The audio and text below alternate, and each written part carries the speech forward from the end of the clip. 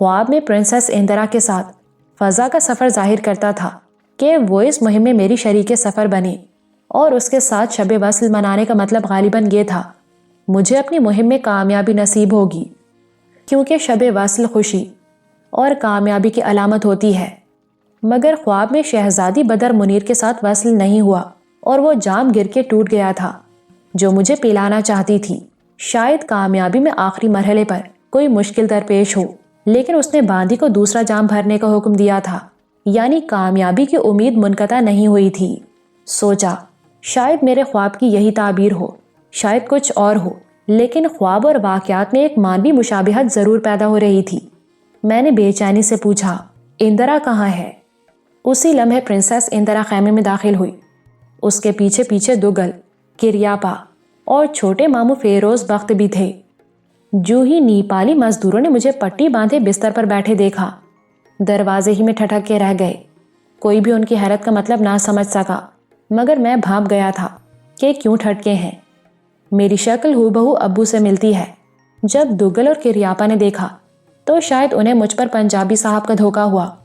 میں سن چکا تھا کہ دونوں نیپالی مزدور ٹوٹی پھوٹی اردو بول لیتے اور سمجھتے تو اچھی طرح ہیں۔ میں نے ان کی طرف ہاتھ لہرایا، دگل، کریاپا، آگے آ جاؤ، میں ناصر نواب کا بیٹا امجد ناصر تمہارا سواگت کرتا ہوں۔ انہوں نے مجھے جھک کر سلام کیا اور بڑے ادب سے میرے پاس آ کر بیٹھ گئے، مگر ان کی آنکھیں ابھی تک میرے چہرے پر ٹکی ہوئی تھیں۔ میں نے بتایا، لوگ مجھے ابو کی کاربن کاپی کہتے ہیں، میں ان کا ہم شکل ہوں۔ میں پورے 8 گھنٹے سویا تھا، اس لیے سریا کو سب سے پہلے مجھے دوا کھلانے کی سوجھی۔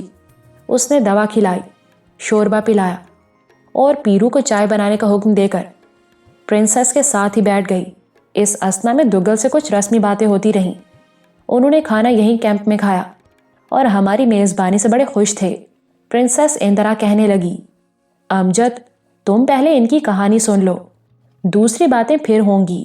میرا خیال تھا چائے پینے کے بعد سارا قصہ آرام سے سنوں گا، مگر پرنسس اندرا کے اشارے پر دگل اپنی کہانی دہرانے پر تیار ہو گیا۔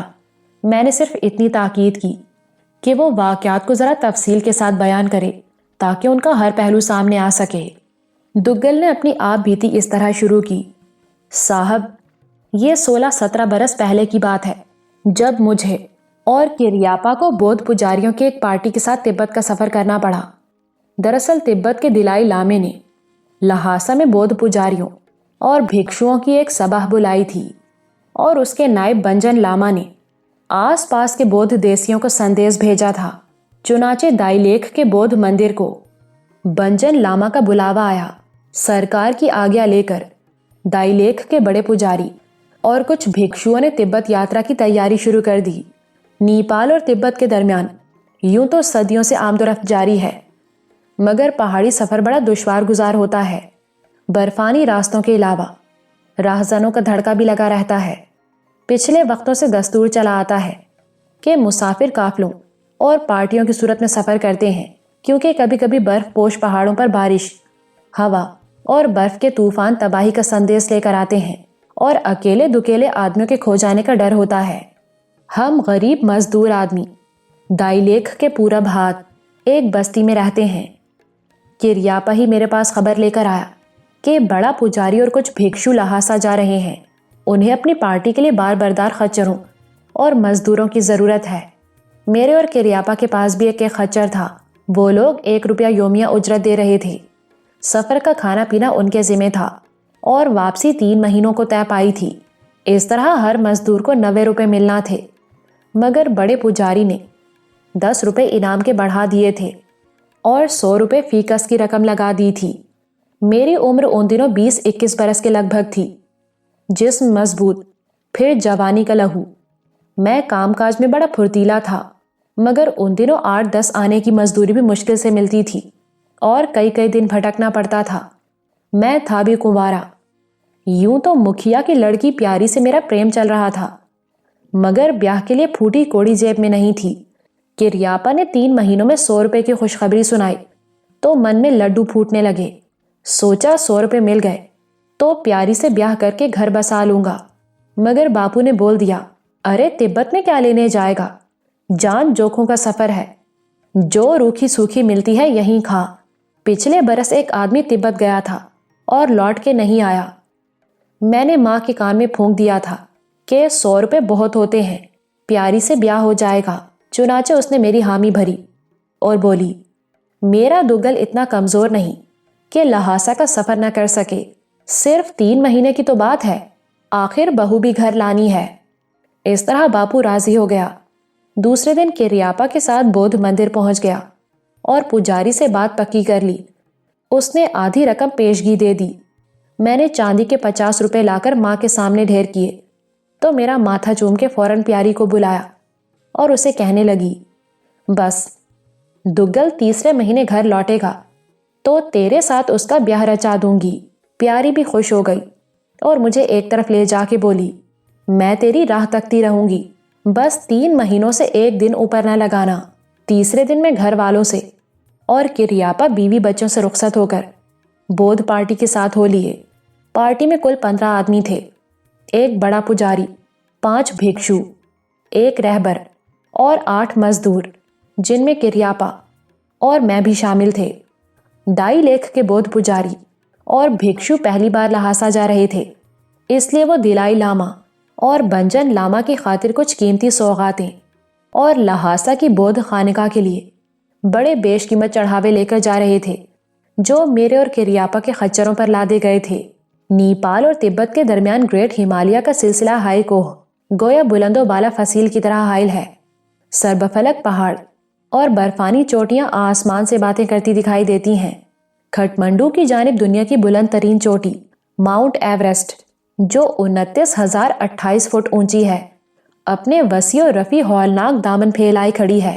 ڈائی لیک سے سیدھے شمال کی سمت بڑھیں تو دھاؤ لاک کے 16,000 فٹ اونچے پربتوں کو عبور کرنا پڑتا ہے، مگر جس طرح آسام اور تبت کے درمیان کچھ پہاڑی درے آمد و رفت کا ذریعہ ہیں، اس طرح نیپال اور تبت کے بیچ بھی ایسی پہاڑی گلیوں سے گزرنا پڑتا ہے۔ ہمارے راہبر نے دھاؤ لاک کا راستہ اختیار کیا، جو پیچ و خم کھاتا شمال کی طرف چلا گیا ہے۔ کئی دن نیپال ہی میں سفر جاری رہا۔ آخر ہم اونچے پربتوں کے درمیان چلتے اور پہاڑی گلیاں عبور کرتے تبت کی سرزمین میں داخل ہوئے، اور یہاں سے گھاٹیوں اور وادیوں کے ساتھ ساتھ پچھم سے پورب کی طرف سفر شروع ہوا۔ ہماری پارٹی میں پہلے کسی نے تبت کا سفر نہیں کیا تھا۔ راہبر صرف 1-2 بار لہاسا گیا تھا، وہ بھی 11-12 برس پہلے۔ اسے مشہور مقامات اور پڑاؤ یاد تھے۔ اپنی یادداشت کی بنا پر وہ پارٹی کو لیے پورب کی جانب چلتا رہا۔ زر و زمین میں سفر کرتے 10واں دن تھا کہ اچانک بارش نے آ لیا اور کسی پناہ گاہ کی تلاش میں ہم تیزی کے ساتھ آگے بڑھے۔ آخر ایک پہاڑی بستی میں پناہ ملی، مگر اس کے ساتھ ہی یہ خبر پریشان کر دینے والی تھی کہ جس مقام سے ہمیں دریائے تسانگ پو کو عبور کر کے لہاسا کی طرف سفر کرنا تھا، اسے ہم 50 میل پیچھے چھوڑ آئے ہیں۔ تسانگ پو تبت کا طویل دریا ہے، جو پچھم سے پورب کی سمت بہتا اور پورب میں جا کر برہم پتر کہلاتا ہے۔ اس دریا کو عبور کرنے کے بعد لہاسا تک صرف 2 دن کا سفر تھا۔ بستی والوں نے بتایا ہم یہیں سے سیدھے اتر کی طرف بڑھتے رہیں تو دوسرے دن دریائے تسانگ پو کے ایک گھاٹ پر پہنچ جائیں گے اور کشتیوں میں دریا پار کر سکیں گے۔ بستی میں رات گزارنے کے بعد سویرے ہم وہیں تسانگ پو کی جانب ہو لیے۔ برکھا تھم گئی، مگر گھنے گھور بادل چھائے تھے۔ ہم بادلوں کی چھاؤں میں منزل کی طرف بڑھتے رہے اور دوسرے دن گھاٹ پر پہنچ گئے۔ کشتیوں کے ذریعے دریا پار کر کے دوسرے کنارے اترے اور لہاسا کی طرف ہو لیے، مگر دریائے تسانگ پو سے صرف 7-8 میل آگے بڑھے ہوں گے کہ راہزنوں نے گھیر لیا۔ منگول چہروں مہروں کے وہ لوگ گھوڑوں پر سوار اچانک ہی ٹیلوں کی اوٹ سے نکل آئے اور نقدی اور قیمتی اشیاء سب کچھ چھین لینا چاہتے تھے۔ بڑے پجاری نے لہاسا کی خانقاہ کے چڑھاوے اور دلائی لاما اور پنجن لاما کو دی جانے والی سوغاتیں پیش کرنے سے انکار کر دیا، جس پر اسے موت کے گھاٹ اتار دیا گیا۔ بڑے پجاری کی موت کے بعد ہم سب سہم گئے۔ راہزنوں نے ہمارے سامان کی تلاشی لی، حتیٰ کہ قیمتی چیزوں کے ساتھ خوراک کا ذخیرہ بھی چھین کر 2 خچروں پر لاد لیا۔ یہ دونوں خچر میرے اور کریاپا کے تھے، جن پر سوغاتیں اور چڑھاوے لدے تھے۔ پھر ہم دونوں کو اپنے آگے آگے چلنے کا حکم دیا۔ انکار کی مجال نہ تھی۔ میں اور کریاپا اپنے خچر ہانکتے ان کے آگے ہو لیے۔ ہم نہیں جانتے بودھ بھکشوؤں اور راہبر سمیت دوسرے مزدوروں پر کیا بیتی، مگر اپنی حالت یہ تھی کہ ساری رات ان کے آگے آگے دوڑتے رہے اور ذرا دم لینے کی کوشش کرتے تو راہزنوں کے چرمی ہنٹر ہمارے جسم کی خبر لیتے۔ وہ رات بھر ہمیں دوڑاتے رہے۔ پو پھٹتے ہی انہوں نے ایک ایسی جگہ پڑاؤ کیا جہاں حد نظر تک چھوٹے چھوٹے ٹیلوں اور قد آدم جھاڑیوں کے سوا اور کچھ نہ تھا۔ گھوڑوں سے اتر کر پنیر کے ساتھ روٹی کھائی اور ذرا سستانے کے لیے لیٹ گئے۔ معلوم ہوتا تھا انہیں ابھی آگے جانا ہے۔ صرف ایک راہزن ٹانگیں پھیلائے اور بھری بندوق گھٹنوں پر رکھے ہماری نگرانی کر رہا تھا، مگر وہ بھی رات بھر کا جاگا تھا۔ کبھی کبھی آنکھ موند لیتا۔ کریاپا اور میں نے آنکھوں میں بات ٹھہرائی، اور ایک بار جب اس نے آنکھیں موندی، ہم دونوں آہستہ آہستہ بے آواز کھسک کر ٹیلے کی اوٹ میں ہو لیے، پھر تیزی سے جھاڑیوں میں چھپتے چھپاتے ایک طرف بھاگے۔ 2-3 فرلانگ دور نکل آئے تو اپنے پیچھے بندوق کا دھماکہ سنا، مگر کہیں رکنے یا چھپنے کی بجائے بھاگتے چلے گئے۔ خیال تھا شاید راہزن گھوڑوں پر ہمارا پیچھا کریں، مگر کسی نے پیچھا نہیں کیا۔ ہم یہ سوچ ہی نہ سکے کہ وہ خود ہم سے چھٹکارا چاہتے ہوں گے، بس پکڑے جانے کے ڈر سے لگاتار بھاگتے رہے۔ آسمان پر گہرے اور کالے بادل چھائے تھے، نہ ہمیں پورب پچھم کا ہوش تھا، نہ یہ خبر تھی کہ کس طرف جا رہے ہیں۔ بس ایک ہی دھن سمائی تھی کہ راہزنوں سے جتنی دور جا سکیں چلے جائیں۔ بھاگتے بھاگتے دم ٹوٹنے لگے تو ایک جگہ رکے اور چاروں شانے چت لیٹ گئے۔ سانس درست ہوئے تو بھوک اور پیاس کے مارے پیٹ میں اینٹھن ہونے لگی۔ پانی کی تلاش میں بھٹکتے رہے۔ شام کے قریب ایک ندی ملی اور خوب سیر ہو کر ٹھنڈا پانی پیا، مگر کھانے کو کچھ نہ مل سکا۔ ایک جگہ بھوکے ہی لیٹ گئے اور تھکن سے چور سو گئے۔ سویرے اٹھ کر پھر ندی کا پانی پیا اور بادلوں کے سائے میں کوئی بستی ڈھونڈنے لگے۔ ندی کے اس پار ایک پہاڑی کے دامن میں درختوں کے جھمگٹے دیکھ کر خیال آیا شاید آس پاس کوئی بستی ہو۔ چنانچہ ندی پار کر کے، جو زیادہ گہری نہیں تھی، ادھر ہو لیے، مگر دور و نزدیک کہیں آبادی کے آثار نہ تھے۔ پہاڑی کے دامن میں درختوں کے جھنڈ ایک چھوٹے سے جنگل کا نقشہ پیش کرتے تھے۔ اس جنگل میں کوئی پھل تو نہیں مل سکا، البتہ ایک خرگوش ضرور مل گیا جسے ہم دونوں نے پتھر مار کے شکار کیا۔ میری جیب میں ایک چھوٹا سا چاقو تھا، وہ کام آیا۔ ایک دیا سلائی بھی تھی جس سے آگ جلائی اور خرگوش کا گوشت بھون کے پیٹ کی آگ بجھائی۔ اب ہم پھر سفر کے قابل ہو گئے، مگر یہ نہیں جانتے تھے کہ کدھر جائیں۔ ہمیں کسی بستی، کسی آدمی کی تلاش تھی جس سے پوچھ سکتے ہم کہاں بھٹک رہے اور لہاسا سے کتنی دور ہیں۔ اسی کوشش میں پھر ایک طرف چل پڑے، مگر شام تک نہ کوئی بستی نظر آئی، نہ کوئی آدمی دکھائی دیا۔ 3-4 دن اسی طرح بھٹکتے اور سفر کرتے رہے۔ یا تو اس علاقے میں کوئی آبادی نہیں تھی، یا پھر ہم راستوں سے ناواقف ہونے کے باعث کسی بستی سے دور گزر جاتے تھے۔ اصل بات یہ تھی کہ ہمارے پاؤں میں قسمت کا چکر تھا۔ میں باپو کا کہا مان لیتا تو تبت کا سفر ہی نہ کرتا۔ یہ سفر میرے اور کریاپا کے لیے مصیبت بن گیا۔ ہمارے خچر ہاتھ سے جاتے رہے اور اب یہ نہیں جانتے تھے کہ اپنے دیس واپس کیسے پہنچیں گے۔ بے خبری اور افراتفری میں ہم شمال کی طرف سفر کرتے رہے اور لہاسا سے دور اور دور ہوتے چلے گئے، بلکہ ایسے علاقے میں پہنچ گئے جہاں ویسے ہی کوسوں تک کسی آبادی کا نام و نشان نہ تھا۔ قسمت ہمیں بھٹکائے پھرتی رہی اور ہم بھی یہ سوچ کر چلتے رہے کہ کہیں تو کوئی قصبہ، کوئی بستی، کوئی راستہ ملے گا، مگر اس بات سے بے خبر تھے کہ بے راستوں کے سفر کبھی ختم نہیں ہوتے اور برے لیک ہمیں کسی اور طرف لیے جا رہے تھے۔ کئی دنوں بعد ایک پہاڑی ویرانے میں پہنچ کر جس سے پر ایک ریگستان نظر آ رہا تھا، ہماری حیرت کی انتہا نہ رہی۔ ابھی ہم منظر کی اس تبدیلی پر حیران ہو رہے تھے کہ دور ویرانے کی پٹی پر جہاں سے ریگستان شروع ہوتا تھا ایک سایہ سا گزرتے دیکھا۔ پہلے تو خیال آیا کوئی آدمی ہے اور شاید قریب کوئی بستی بھی ہو، مگر اس کی دوسری جھلک نظر آئی تو بدن کے رونگٹے کھڑے ہو گئے۔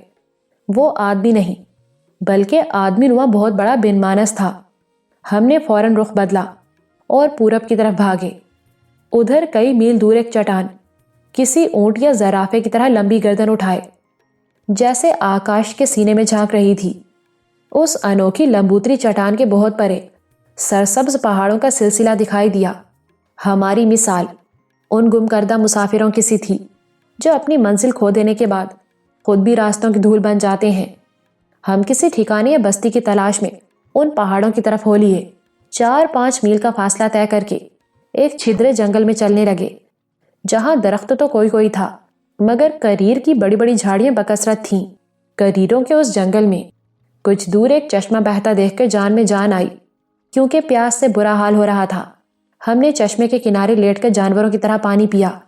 بے حد ٹھنڈا اور میٹھا پانی تھا، جیسے نرک میں سورگ کی کوئی نہر بہہ رہی ہو۔ پانی سے سیر ہو کر پھر اسی لمبوتری چٹان کی طرف چلنے لگے، جو ابھی کئی میل دور تھی، مگر مشکل سے 3-4 فرلانگ چلے ہوں گے کہ ناگہاں کریروں کے جھنڈ سے زرد وحشیوں کا ایک غول نمودار ہوا، اور آنن فانن ہمارے آگے پیچھے بڑے اور چوڑے پھلوں والے بھالے چمکنے لگے۔ کہاں تو ہم کئی دنوں سے کسی آدمی کی تلاش میں تھے جو ہمیں کسی آبادی کا پتہ دیتا اور ہماری رہنمائی کرتا، اور کہاں 30-35 آدمیوں نے اچانک یوں آ گھیرا کہ اب ان کے حلقے سے بھاگنا چاہتے تھے مگر بھاگ نہیں سکتے تھے۔ ان کے سردار نے ہمیں ایک طرف چلنے کا اشارہ کیا اور ہم تن بتقدیر ان کے آگے آگے ہو لیے۔ ذہن میں کئی اندیشے، کئی خطرے رینگنے لگے کہ نہ جانے یہ وحشی لوگ ہمارے ساتھ کیا برتاؤ کریں گے۔ ایک بڑی مشکل یہ تھی، وہ ہماری اور ہم ان کی بولی نہیں سمجھتے تھے کہ منت سماجت کرتے اور اپنی بدنصیبی کی کہانی انہیں سنا کر کسی بھلائی کی توقع رکھتے، مگر یہ علم ہی نہیں تھا کہ ہم جن مصیبتوں اور مشکلوں سے گزرتے رہے ہیں وہ اس مصیبت کے سامنے کچھ بھی نہ تھیں جو اب پیش آئی ہے، کیونکہ ہمیں جن وحشیوں نے گھیر لیا وہ اصل میں موت کے ہرکارے تھے۔ غم اور فکر کی وجہ سے یہ ہوش بھی نہ رہا کہ ہمیں کس طرف لیے جا رہے ہیں۔ ایک پل رکے بغیر سارا دن سفر جاری رہا۔ البتہ اب میں سوچتا ہوں ہم اس ریگستان سے 4-5 میل ہٹ کر جو پہاڑی ویرانے کی پٹی پر نظر آیا تھا اتر کی طرف چلتے رہے تھے۔ شام کے وقت تھوہروں کی ایک باڑھ عبور کر کے پہاڑی ٹیلوں اور چٹانوں سے گھری ہوئی ایک وادی میں داخل ہوئے جو میلوں تک پھیلی تھی۔ وادی کہیں کہیں سرسبز، کہیں کہیں چٹیل تھی۔ شمال کی طرف 200-250 فٹ اونچی عمودی چٹانیں کسی حصار کی مانند کھڑی تھیں جو وادی کے تمام ٹیلوں سے بلند تھیں۔ پورب کی طرف ایک پہاڑ کی ڈھلان پر جنگل نظر آ رہا تھا جو 1-1.5 میل تک پھیلا تھا۔ پچھم میں اونچی نیچی پہاڑیاں اور ٹیلے تھے جن کے درمیان چھتری دار کبڑے درختوں کی ٹکڑیاں تھیں، اور دکھن کی جانب جدھر سے ہم وادی میں داخل ہوئے چٹیل ٹیلے اور بڑے بڑے کٹے پھٹے پہاڑی تودے تھے۔ وادی کے وسط میں پتھروں کے ڈربا نما بے ترتیب گھر تھے جن کی چھتیں مٹی سے لیپی پوتی گئی تھیں۔ یہ بے ترتیب گھروں دے جن کی تعداد 400-500 کے لگ بھگ ہوگی 3 حصوں میں بٹے تھے۔ پچھمی گوشے میں پتھروں کی ایک بڑی عمارت تھی جس کے سامنے ایک بڑا چبوترا تھا۔ یوں لگتا تھا جیسے وہ عمارت وحشیوں کے حکمران کا محل ہو، اور یہ غلط نہ تھا۔ وادی میں داخل ہوتے ہی سردار اپنا بھالا زمین پر ٹیکتا ہمارے آگے آگے چلنے لگا۔ اس نے زرد مٹیالے جسم پر شیر کی کھال لپیٹ رکھی تھی، کمر پر موٹا رنگدار لہنگا نما بند تھا جو گھٹنوں پر آ کے ختم ہو گیا۔ پنڈلیاں اور بازو ننگے تھے اور پیروں میں بٹی ہوئی رسیوں کے کھونسڑے۔ یہ بھی بتا دوں کہ دوسرے سب وحشیوں نے صرف گھٹنوں تک تہبند باندھ رکھے تھے، ان کے بقیہ جسم ننگے تھے اور جسموں کی رنگت زردی مائل مٹیالی تھی۔ بستی ابھی نصف میل دور تھی کہ سردار نے اپنی کمر کی پٹی سے سینگ نکال کر 2-3 بار پھونکا، جس کی دہشت ناک سی آواز وادی میں گونج گئی۔ بستی میں ایک ہلچل سی نظر آئی اور تھوڑی دیر میں کچھ مرد عورتیں پتھر کے گھروں سے نکل کر بڑی عمارت کے سامنے جمع ہو گئے۔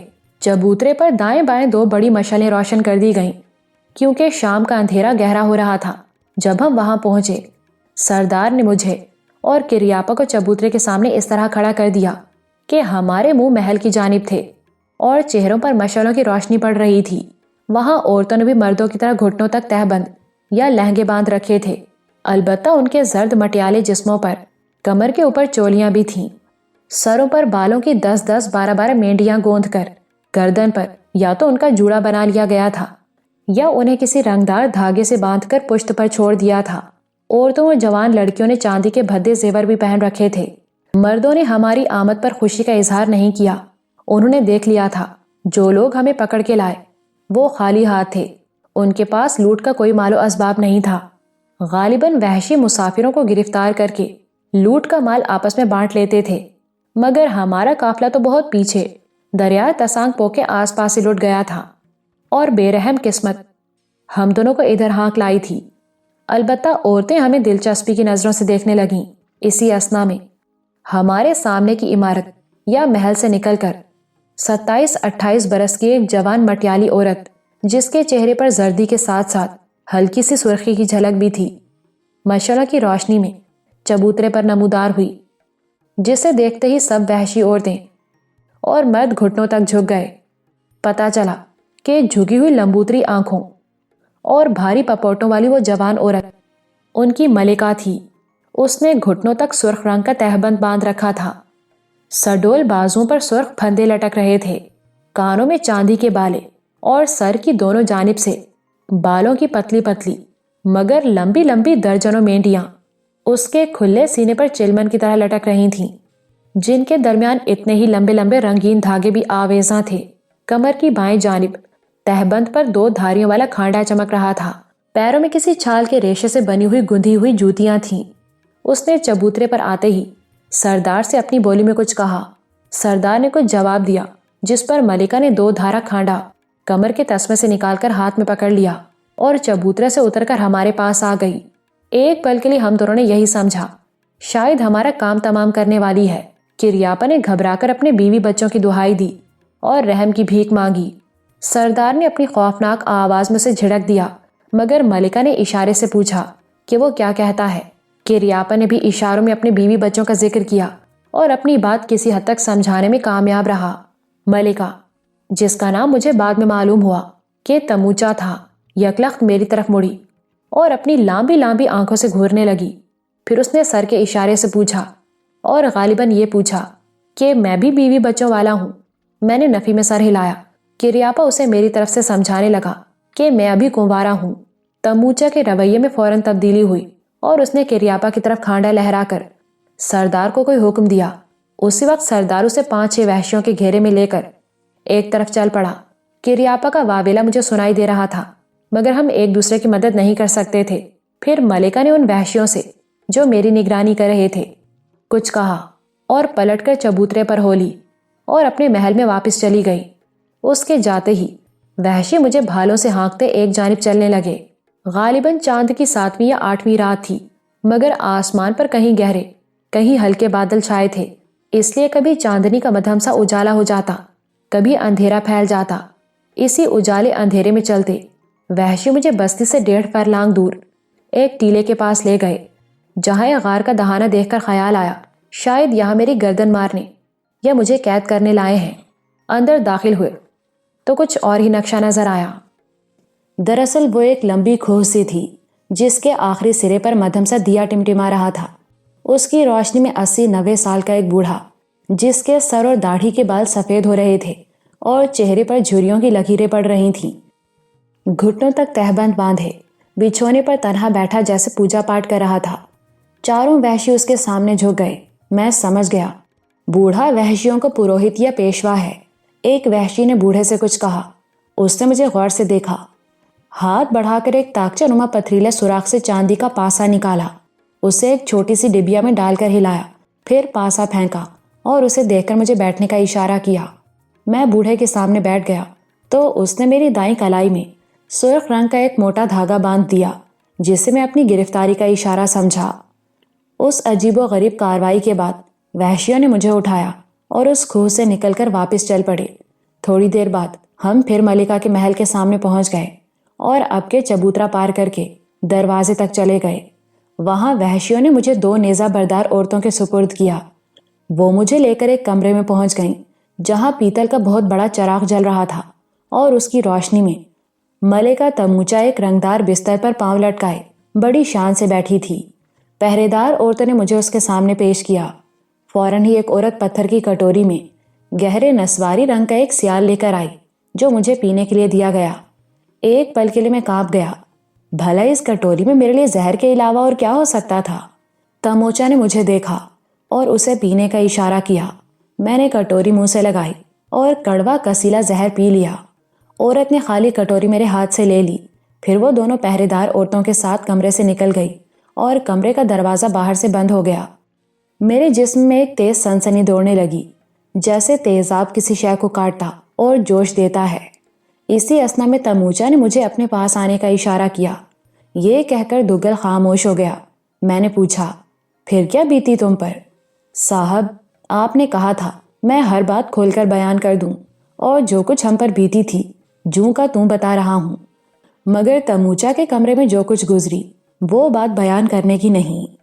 اس نے پرنسس اندرا اور سریا کی طرف دیکھا، مطلب یہ تھا کہ ان کی موجودگی میں تفصیل بیان نہیں کرنا چاہتا۔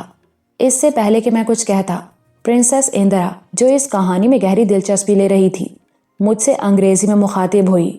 میرے خیال میں یہ کوئی جنسی معاملہ ہے۔ ہاں، میں بھی یہی سوچ رہا ہوں۔ We all are educated and Dougal can describe this problem in very careful manner۔ ہم سب پڑھے لکھے ہیں اور دوگل اس معاملے کو محتاط لفظوں میں بیان کر سکتا ہے۔ میں نے دوگل سے کہا، ملکہ کے کمرے میں جو کچھ گزری تم اسے احتیاط کے ساتھ بیان کر سکتے ہو۔ دراصل ہم زرد وحشیوں کے بارے میں ہر قسم کی معلومات حاصل کرنا چاہتے ہیں۔ دوگل کو خود معاملے کی نزاکت کا احساس تھا۔ کچھ سوچ کر وہ بڑے نپے تلے اور محتاط لفظوں میں بتانے لگا، صاحب، ملکہ کے حکم پر میں اس کے پاس گیا کیونکہ مجھے جو چیز پلائی گئی وہ زہر نہیں بلکہ کوئی دوا تھی جو حوصلہ، طاقت اور اشتعال پیدا کرتی ہے۔ اس وقت میں نے تموچا کے ہونٹوں پر مسکراہٹ دیکھی اور یہ سوچ کر اگر وہ مہربان ہوگی تو شاید رہائی حاصل کر سکوں۔ میں اس کے ہر حکم کی تعمیل کرنے لگا اور 22-23 راتیں تعمیل کرتا رہا۔ میرے ساتھ اس کا برتاؤ اچھا تھا، اپنی پسندیدگی کا اظہار بھی کرتی تھی، مگر نئے چاند کی پہلی تاریخ کو اس نے سردار کو طلب کیا اور مجھے اس کے حوالے کر دیا۔ نہ تموچا نے کچھ کہا، نہ سردار نے کچھ پوچھا، اور 5-6 وحشیوں کی نگرانی میں مجھے ان اونچی عمودی چٹانوں کی طرف ہانکنے لگا جو بستی کے شمال مشرق میں کسی حصار کی طرح کھڑی تھیں۔ بستی سے ان کا فاصلہ 1 میل سے کم نہ تھا۔ کچھ اونچے نیچے ٹیلے بالکل ان کے ساتھ جڑے ہوئے تھے۔ بڑے وسطی ٹیلے کے پاس رک کر جہاں ایک سرنگ کا دہانہ تھا، سردار نے مجھے اندر جانے کا اشارہ کیا۔ وحشی بھی میرے ساتھ ہی داخل ہوئے۔ دہانہ اگرچہ قد آدم تھا مگر سرنگ اندر سے 15-16 فٹ چوڑی، اتنی ہی اونچی اور 25-26 فٹ لمبی تھی۔ جہاں وہ ختم ہوئی وہاں ایک دہانہ عمودی چٹانوں کے حصار میں کھلتا تھا جسے ایک بھاری لمبوتری سل نما چٹان سے بند کر دیا گیا تھا۔ وہ چٹان فرش کی ایک بڑی، لمبی اور تنگ دراڑ میں پھنسائی گئی تھی اور اس کے منہ کے آگے دراڑ میں ایک بھاری پتھر روک کے طور پر رکھا گیا تھا۔ وہاں پہنچ کر سردار کے بھالے کا چوڑا پھل میری کمر سے آ لگا اور سب وحشی اپنے بھالے ایک طرف رکھ کر دراڑ سے روک کا پتھر ہٹانے لگے۔ بھاری پتھر سرنگ میں الٹا کر انہوں نے لمبوتری چٹان کو اسی رخ دراڑ میں دھکیلا جو گھرر گھرر کی آواز میں تھوڑی سی سرکی، اور سرنگ کی دیوار میں 2 فٹ چوڑی اور قریباً 8 فٹ لمبی روشن جھیری نمودار ہوئی جس سے حصار کے اندر کو کچھ حصہ نظر آنے لگا۔ میں یہ سب کچھ حیرت اور خوف سے دیکھ رہا تھا اور ابھی سوچ ہی رہا تھا کہ نہ جانے یہ وحشی مجھے کہاں لے کر جائیں گے کہ اچانک سردار نے بڑی بے رحمی کے ساتھ مجھے اس جھیری میں دھکیل دیا اور میں 4-5 فٹ گہری زمین پر گرا۔ اسی مختصر لمحے میں جب ابھی اس افتاد سے سنبھل بھی نہیں پایا تھا، لمبوتری چٹان کے واپس کھسکنے کی مہیب آواز چکی کے 2 پارٹوں کی طرح گھر گھر آئی۔ سرنگ کی جھیری پھر بند ہو گئی تھی اور چٹان کے آگے دراڑ میں روک کا پتھر دوبارہ رکھ دیا گیا تھا۔ میں پتھریلی زمین سے اٹھا تو کیا دیکھتا ہوں، 200-250 فٹ اونچی سیدھی چٹانوں کے حصار میں قید کر دیا گیا ہوں۔ وہ خوفناک اور عظیم حصار یا قدرتی بندی گھر 4-5 فرلانگ کے گھیر میں تھا اور وہاں سے باہر نکلنے کا کوئی بھی راستہ اس جھیری نما دروازے کے علاوہ نہیں تھا جس میں دھکیل دیا گیا تھا۔ ایسے عجیب اور محیب بندی گھر کو دیکھ کر مجھے ہول آنے لگا۔ یہ تھا بھیانک صلہ ان 22 یا 23 رنگین راتوں کا جو میں نے تموچا کے ساتھ گزاری تھیں۔ میں اس ہولناک بندی گھر یا قید تنہائی میں دن کے وقت پھینکا گیا تھا، لیکن ابھی وہیں اس صورتحال پر حیران ہو رہا تھا کہ نہ جانے کے ریاپا کہاں سے نکل کر میری طرف بھاگا۔ آواز سن کر میں اس کی جانب لپکا اور اس لانتی دروازے سے جو میرے پیچھے بند ہو گیا تھا کوئی 50-60 قدم دور میں اور کریاپا ایک دوسرے سے گلے ملے۔ وہ مجھ سے لپٹ کر بے اختیار رونے لگا، مگر مجھے اس بات پر دلاسا ہوا کہ وحشیوں نے اسے قتل نہیں کیا اور ہم دونوں بدنصیب اس ہولناک بندی گھر میں ایک دوسرے سے مل گئے ہیں۔ مصیبت کے سمے ساتھی کا بڑا حوصلہ ہوتا ہے۔ مجھے بھی کریاپا سے مل کر کچھ حوصلہ ہوا اور یہ سوچنے لگا شاید بھگوان کو ہمارا جیون منظور ہے اور وہ موت کی اس اونچی چار دیواری سے ہمارے بچنے کی کوئی ترکیب پیدا کر دے۔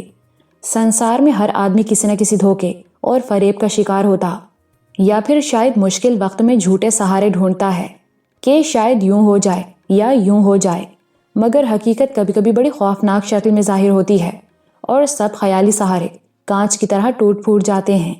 کریاپا نے اچانک یہ انکشاف کر کے مجھے دہلا دیا کہ اس ہولناک بندی گھر میں ہماری طرح 5 اور بدقسمت قیدی بھی اپنی موت کی گھڑیاں گن رہے ہیں، کیونکہ زرد وحشی جن بھولے بھٹکے مسافروں کو پکڑ کے لاتے اور اپنا بندی بناتے ہیں انہیں آدم خور دیوتا کی بھینٹ چڑھا دیتے ہیں۔ وہ اس بندی گھر میں اسی سمے تک جیتے ہیں جب تک وحشیوں کا کوئی تہوار نہیں آ جاتا، کیونکہ دیوتا کو آدمیوں کی بھینٹ کسی نہ کسی تہوار پر دی جاتی ہے۔ یہ لرزہ خیز باتیں سن کر میرے پاؤں تلے سے زمین نکل گئی۔ میں اس کے رونے کا مطلب بھی سمجھ گیا۔ چند گھڑیاں پہلے کریاپا میرے ساتھ لپٹ کر جو بے اختیار ہوا تھا تو اصل میں اپنی اور میری موت پر رویا تھا، جو دیوتا کی بھینٹ کی صورت میں آنے والی تھی۔ مجھے یوں لگا کہ ہم اپنا جیون اور اس کی امیدیں بہت پیچھے چھوڑ آئے ہیں اور اونچی سیدھی چٹان کے اس بھیانک بندی گھر میں صرف اپنی موت کی گھڑیاں گن سکتے ہیں۔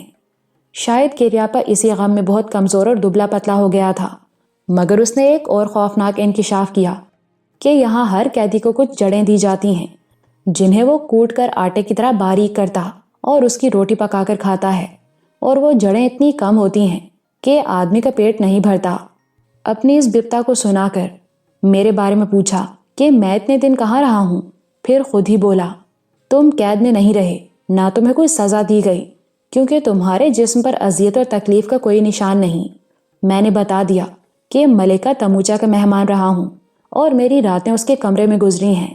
یہ سنتے ہی کریاپا کے منہ سے خوف کی ایک چینخ نکل گئی اور ڈری ڈری نظروں سے مجھے دیکھتا رہا، پھر بتانے لگا دوسرے قیدی دیوتا کی بھینٹ کر دیے جاتے ہیں، مگر وہ کنوارے جو تموچا کے مہمان رہے ہوں دیوتا پر بھینٹ نہیں کیے جاتے۔ ان کا کیا ہوتا ہے؟ انہیں اسی بندی گھر میں ایڑیاں رگڑ رگڑ کر مرنے کے لیے چھوڑ دیا جاتا ہے۔ یہ بات دیوتا کی قربانی سے زیادہ وحشتناک اور ڈراؤنی تھی۔ پھانسی، قتل یا قربانی کی صورت میں آدمی ایک ہی بار سارے دکھوں سے چھٹکارا پا لیتا ہے، مگر ایک ایسے بندی گھر میں جس کی اونچی اونچی فلک بوس دیواروں سے آسمان کی تھگلی کے سوا اور کچھ دکھائی نہیں دیتا، عمر قید کا عذاب بھگتنا، کسی دیوانے کی طرح تنہا رہنا، جیون بھر جڑیں کوٹ کوٹ کے کھانا، اکیلے چیخنا، اکیلے رونا، صرف مرنے کے لیے جینا، اور ایک دن ایڑیاں رگڑ رگڑ کے مر جانا ہر قسم کی موت سے زیادہ تکلیف دہ اور اذیت ناک تھا۔ اس کا مطلب یہ تھا اگر کریاپا کو قربانی کی موت کا خطرہ تھا تو میں زندگی کے بدترین عذاب میں مبتلا ہونے والا تھا۔ میرے ہونٹوں پر میری آواز کانپ گئی۔ تمہیں یہ بات کس نے بتائی؟ دگل، یہاں ایک آسامی کنوارا 2 سال سے یہی دکھ بھگت رہا ہے، بیسوا ہے اس کا نام، مجھے اس کے پاس لے چلو۔ کریاپا میرے ساتھ ساتھ چل پڑا ان بلند و بالا عمودی چٹانوں کے اندر جو 4-5 فرلانگ کے رقبے کو چاروں طرف سے اونچی اونچی ناقابل عبور فصیلوں کی طرح گھیرے کھڑی تھیں۔ کچھ غار، کھڈ اور گڑھے تھے۔ قیدی انہی غاروں، کھڈوں اور گڑھوں میں رہتے تھے۔ بیسوا کا غار 1 فرلانگ کے فاصلے پر شمال کی سمت تھا۔ ہماری طرح وہ بھی بودھ دھرم کا ماننے والا تھا۔ 2 برس پہلے تبت یاترا کے لیے نکلا اور زرد وحشیوں کے ہاتھ آ گیا۔ ٹوٹی پھوٹی ہندی، اردو جانتا اور 2 برس میں وحشیوں کی کچھ بولی بھی سیکھ گیا تھا، جس کے بارے میں اس نے بتایا کہ وہ نہ تبتی ہے نہ چینی، بلکہ بہت ہی قدیم زمانے کی کوئی قبائلی بولی لگتی ہے۔ بیسوا کی عمر 26-27 سال سے زیادہ نہیں تھی، مگر بڑا کمزور اور دبلا ہو گیا، اور دنوں کی گردش نے حالت ایسے بگاڑ دی تھی کہ 40-45 برس کا روگی نظر آتا تھا۔ اس نے مجھے دیکھا، میری دائیں کلائی پر بندھا موٹا سرخ دھاگا دیکھا اور آہ بھر کے بولا 2 برس پہلے یہ منحوس دھاگا میری کلائی پر بھی باندھا گیا تھا۔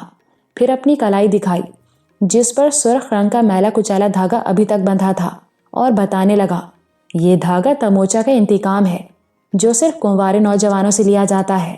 میں حیران ہوا تو بیسوا نے، جو تموچا اور زرد وحشیوں کے بارے میں بہت سی باتیں معلوم کر چکا تھا، مجھے کچھ اور بھی بتایا، اور جو کچھ بتایا بڑا حیرت انگیز اور سنسنی خیز تھا۔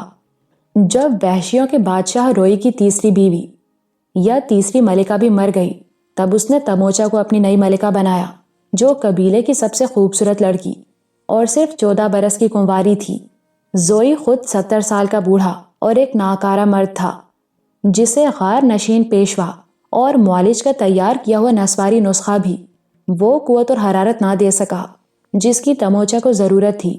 بوڑھا زوئی 79 برس کی عمر میں بے اولاد مر گیا اور دستور کے مطابق تموچا وحشیوں کی حکمران بنی، مگر اسی وقت غار نشین پیشوا نے اسے وہ اختیار دے دیا جس کی روح سے وہ کسی کنوارے پردیسی کو صرف 23 راتیں اپنا مہمان بنا سکتی ہے۔ کوئی وحشی مرد اس کے کمرے میں نہیں جا سکتا کیونکہ وہ بادشاہ کی بیوہ اور ان کے لیے مقدس ہے۔ تموچا کو صرف ایک چاند کی 23 راتیں بلاس کی اجازت ہے، جنہیں وہ بھرپور اور پرکیف بنانے کے لیے اپنے ہر کنوارے قیدی کو نسواری دارو پلا کر پورا حوصلہ اور اشتعال دلاتی ہے۔ مگر چاند کی پہلی کو، جو اس کے ایام کی پہلی تاریخ ہوتی ہے، مہمان کو اس بندی گھر میں پھینک دیا جاتا ہے۔ گویا چاند کی پہلی تاریخ کو تموچا کا بلاسنا ختم ہو جاتا اور مہمان کی زندگی کا ہولناک عذاب شروع ہو جاتا ہے۔ زوئی کو مرے 5 برس ہوئے ہیں۔ ان 5 برسوں میں 2 نوجوان بلاس کے بعد بندی گھر میں پھینکے گئے تو صدمے ہی سے مر گئے تھے۔ میں 2 برس سے جی رہا ہوں اور تم چوتھے نوجوان ہو جو تموچا کے کمرے سے نکل کر یہاں آئے ہو۔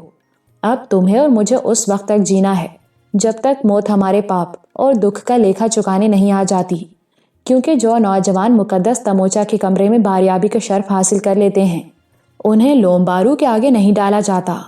لومبارو کون؟ زرد وحشیوں کا آدم خور دیوتا۔ سال میں 2 بار اس کا تہوار منایا جاتا ہے اور قیدی اسے بھینٹ کیے جاتے ہیں۔ اس نے بتایا کہ لومبارو کا مندر، جسے دیوتاؤں کا تنور کہا جاتا ہے، یہاں سے 7-8 میل اس اونچے پربت کے دامن میں ہے جس کی چوٹی سے کبھی کبھی دھواں نکلتا رہتا ہے اور وہ جوالا مکھی کی چوٹی ہے۔ قیدیوں کو اس مندر میں لے جا کر دیوتا کی بھینٹ چڑھایا جاتا ہے۔ اب مجھے اس مصیبت کا پوری طرح احساس ہوا جس میں ہم دونوں ساتھی پھنس گئے، مگر بیسوا اپنی بری حالت کے باوجود تموچا کا نام بڑے پیار سے لیتا تھا۔ بیسوا نے اس کی وجہ بھی بتا دی اور بولا، سنا کرتا تھا کہ اگلے وقتوں میں کچھ حسین شہزادیاں صرف 1 رات کی محبت کے عوض مردوں کو زہر کے پیالے پلا دیا کرتی یا انہیں دریائی جانوروں کے آگے پھینکوا دیتی تھیں، اور وہ مرد بھی 1 رات کی محبت کے صلے میں ہنسی خوشی موت قبول کر لیتے تھے۔ میں ان باتوں کو نہیں مانتا تھا، مگر اب خود اسی حالت میں گرفتار ہوں اور تموچا مجھے یاد آتی ہے۔ باقی زندگی اسی کی یاد میں گزار دوں گا۔ جب مجھے یہیں مرنا ہے تو تموچا کا نام لیتا ہوا کیوں نہ مروں؟ معلوم ہوتا تھا بیسوا تموچا کی محبت میں گرفتار ہے یا حالات کی ہولناک صورت نے اسے پاگل کر دیا ہے۔ اس نے مجھے اپنے قریبی غار میں قیام کرنے کی پیشکش کی کیونکہ ہم دوسرے قیدیوں سے مختلف اور اس بندی گھر کے مستقل باسی تھے، مگر میں جیتے جی کریاپا سے الگ نہیں ہو سکتا تھا۔ بیسوا سے پھر ملنے کا وعدہ کر کے اس کے غار کی طرف ہو لیا، مگر اسی دن دوسرے 4 قیدیوں سے بھی ملاقات ہوئی۔ میں یہ دیکھ کر دنگ رہ گیا کہ ان میں سے ایک انگریز جوڑا الیگزینڈر کوپر اور اس کی بیوی ہیلن کوپر کا تھا، جو چین کے شہر چنگٹو سے 2 چینی ملازموں کے ہمراہ تبت کی سیاحت کے لیے نکلا اور راستہ بھٹک کر زرد وحشیوں کے چنگل میں پھنس گیا تھا۔ دونوں چینی اس وقت کو پچھتا رہے تھے جب انہوں نے الیگزینڈر کوپر کی ملازمت کی اور اس کے ساتھ تبت کی طرف چل دیے۔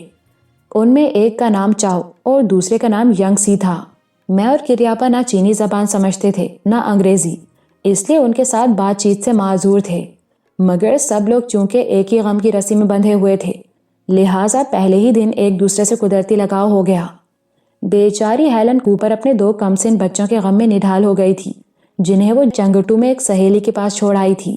شام کو میں کریاپا کے غار میں آ گیا اور ہم دونوں اس محیب بندی گھر سے بھاگنے کی کوئی ترکیب سوچنے لگے، مگر اس میں داخل ہونے کا راستہ تو تھا، باہر نکلنے کا کوئی راستہ نہ تھا۔ کریاپا نے بتایا وہ کئی دن پاگلوں کی طرح پورے حصار میں گھومتا اور فرار کا کوئی راستہ تلاش کرتا رہا، حتیٰ کہ غاروں، کھڈوں اور گڑھوں میں کہیں سیندھ لگانے کی جانچ پڑتال بھی کی، مگر موت کے اس کنویں سے رہائی کی کوئی صورت نظر نہیں آتی۔ یہ سب کچھ جان لینے کے بعد بھی میں نے دوسرے دن اسے ساتھ لے کر پورے حصار کے 2 چکر لگائے اور مایوس ہو کر غار میں لوٹ آیا۔ نہ تو 200-250 فٹ اونچی چٹان پر چڑھنا اور انہیں پار کرنا کسی آدمی کے بس میں تھا، نہ ان میں کہیں سیندھ لگائی جا سکتی تھی کہ آدمی ان چٹانوں کا سینہ چھید کر نکل آئے۔ ہم ان اونچی اونچی آسمان بوس دیواروں سے سر ٹکرا سکتے تھے، وہاں سے نکل نہیں سکتے تھے۔ ہماری آس کا ہر ستارہ بجھ گیا تھا، امید کی ہر کشتی ڈوب گئی تھی۔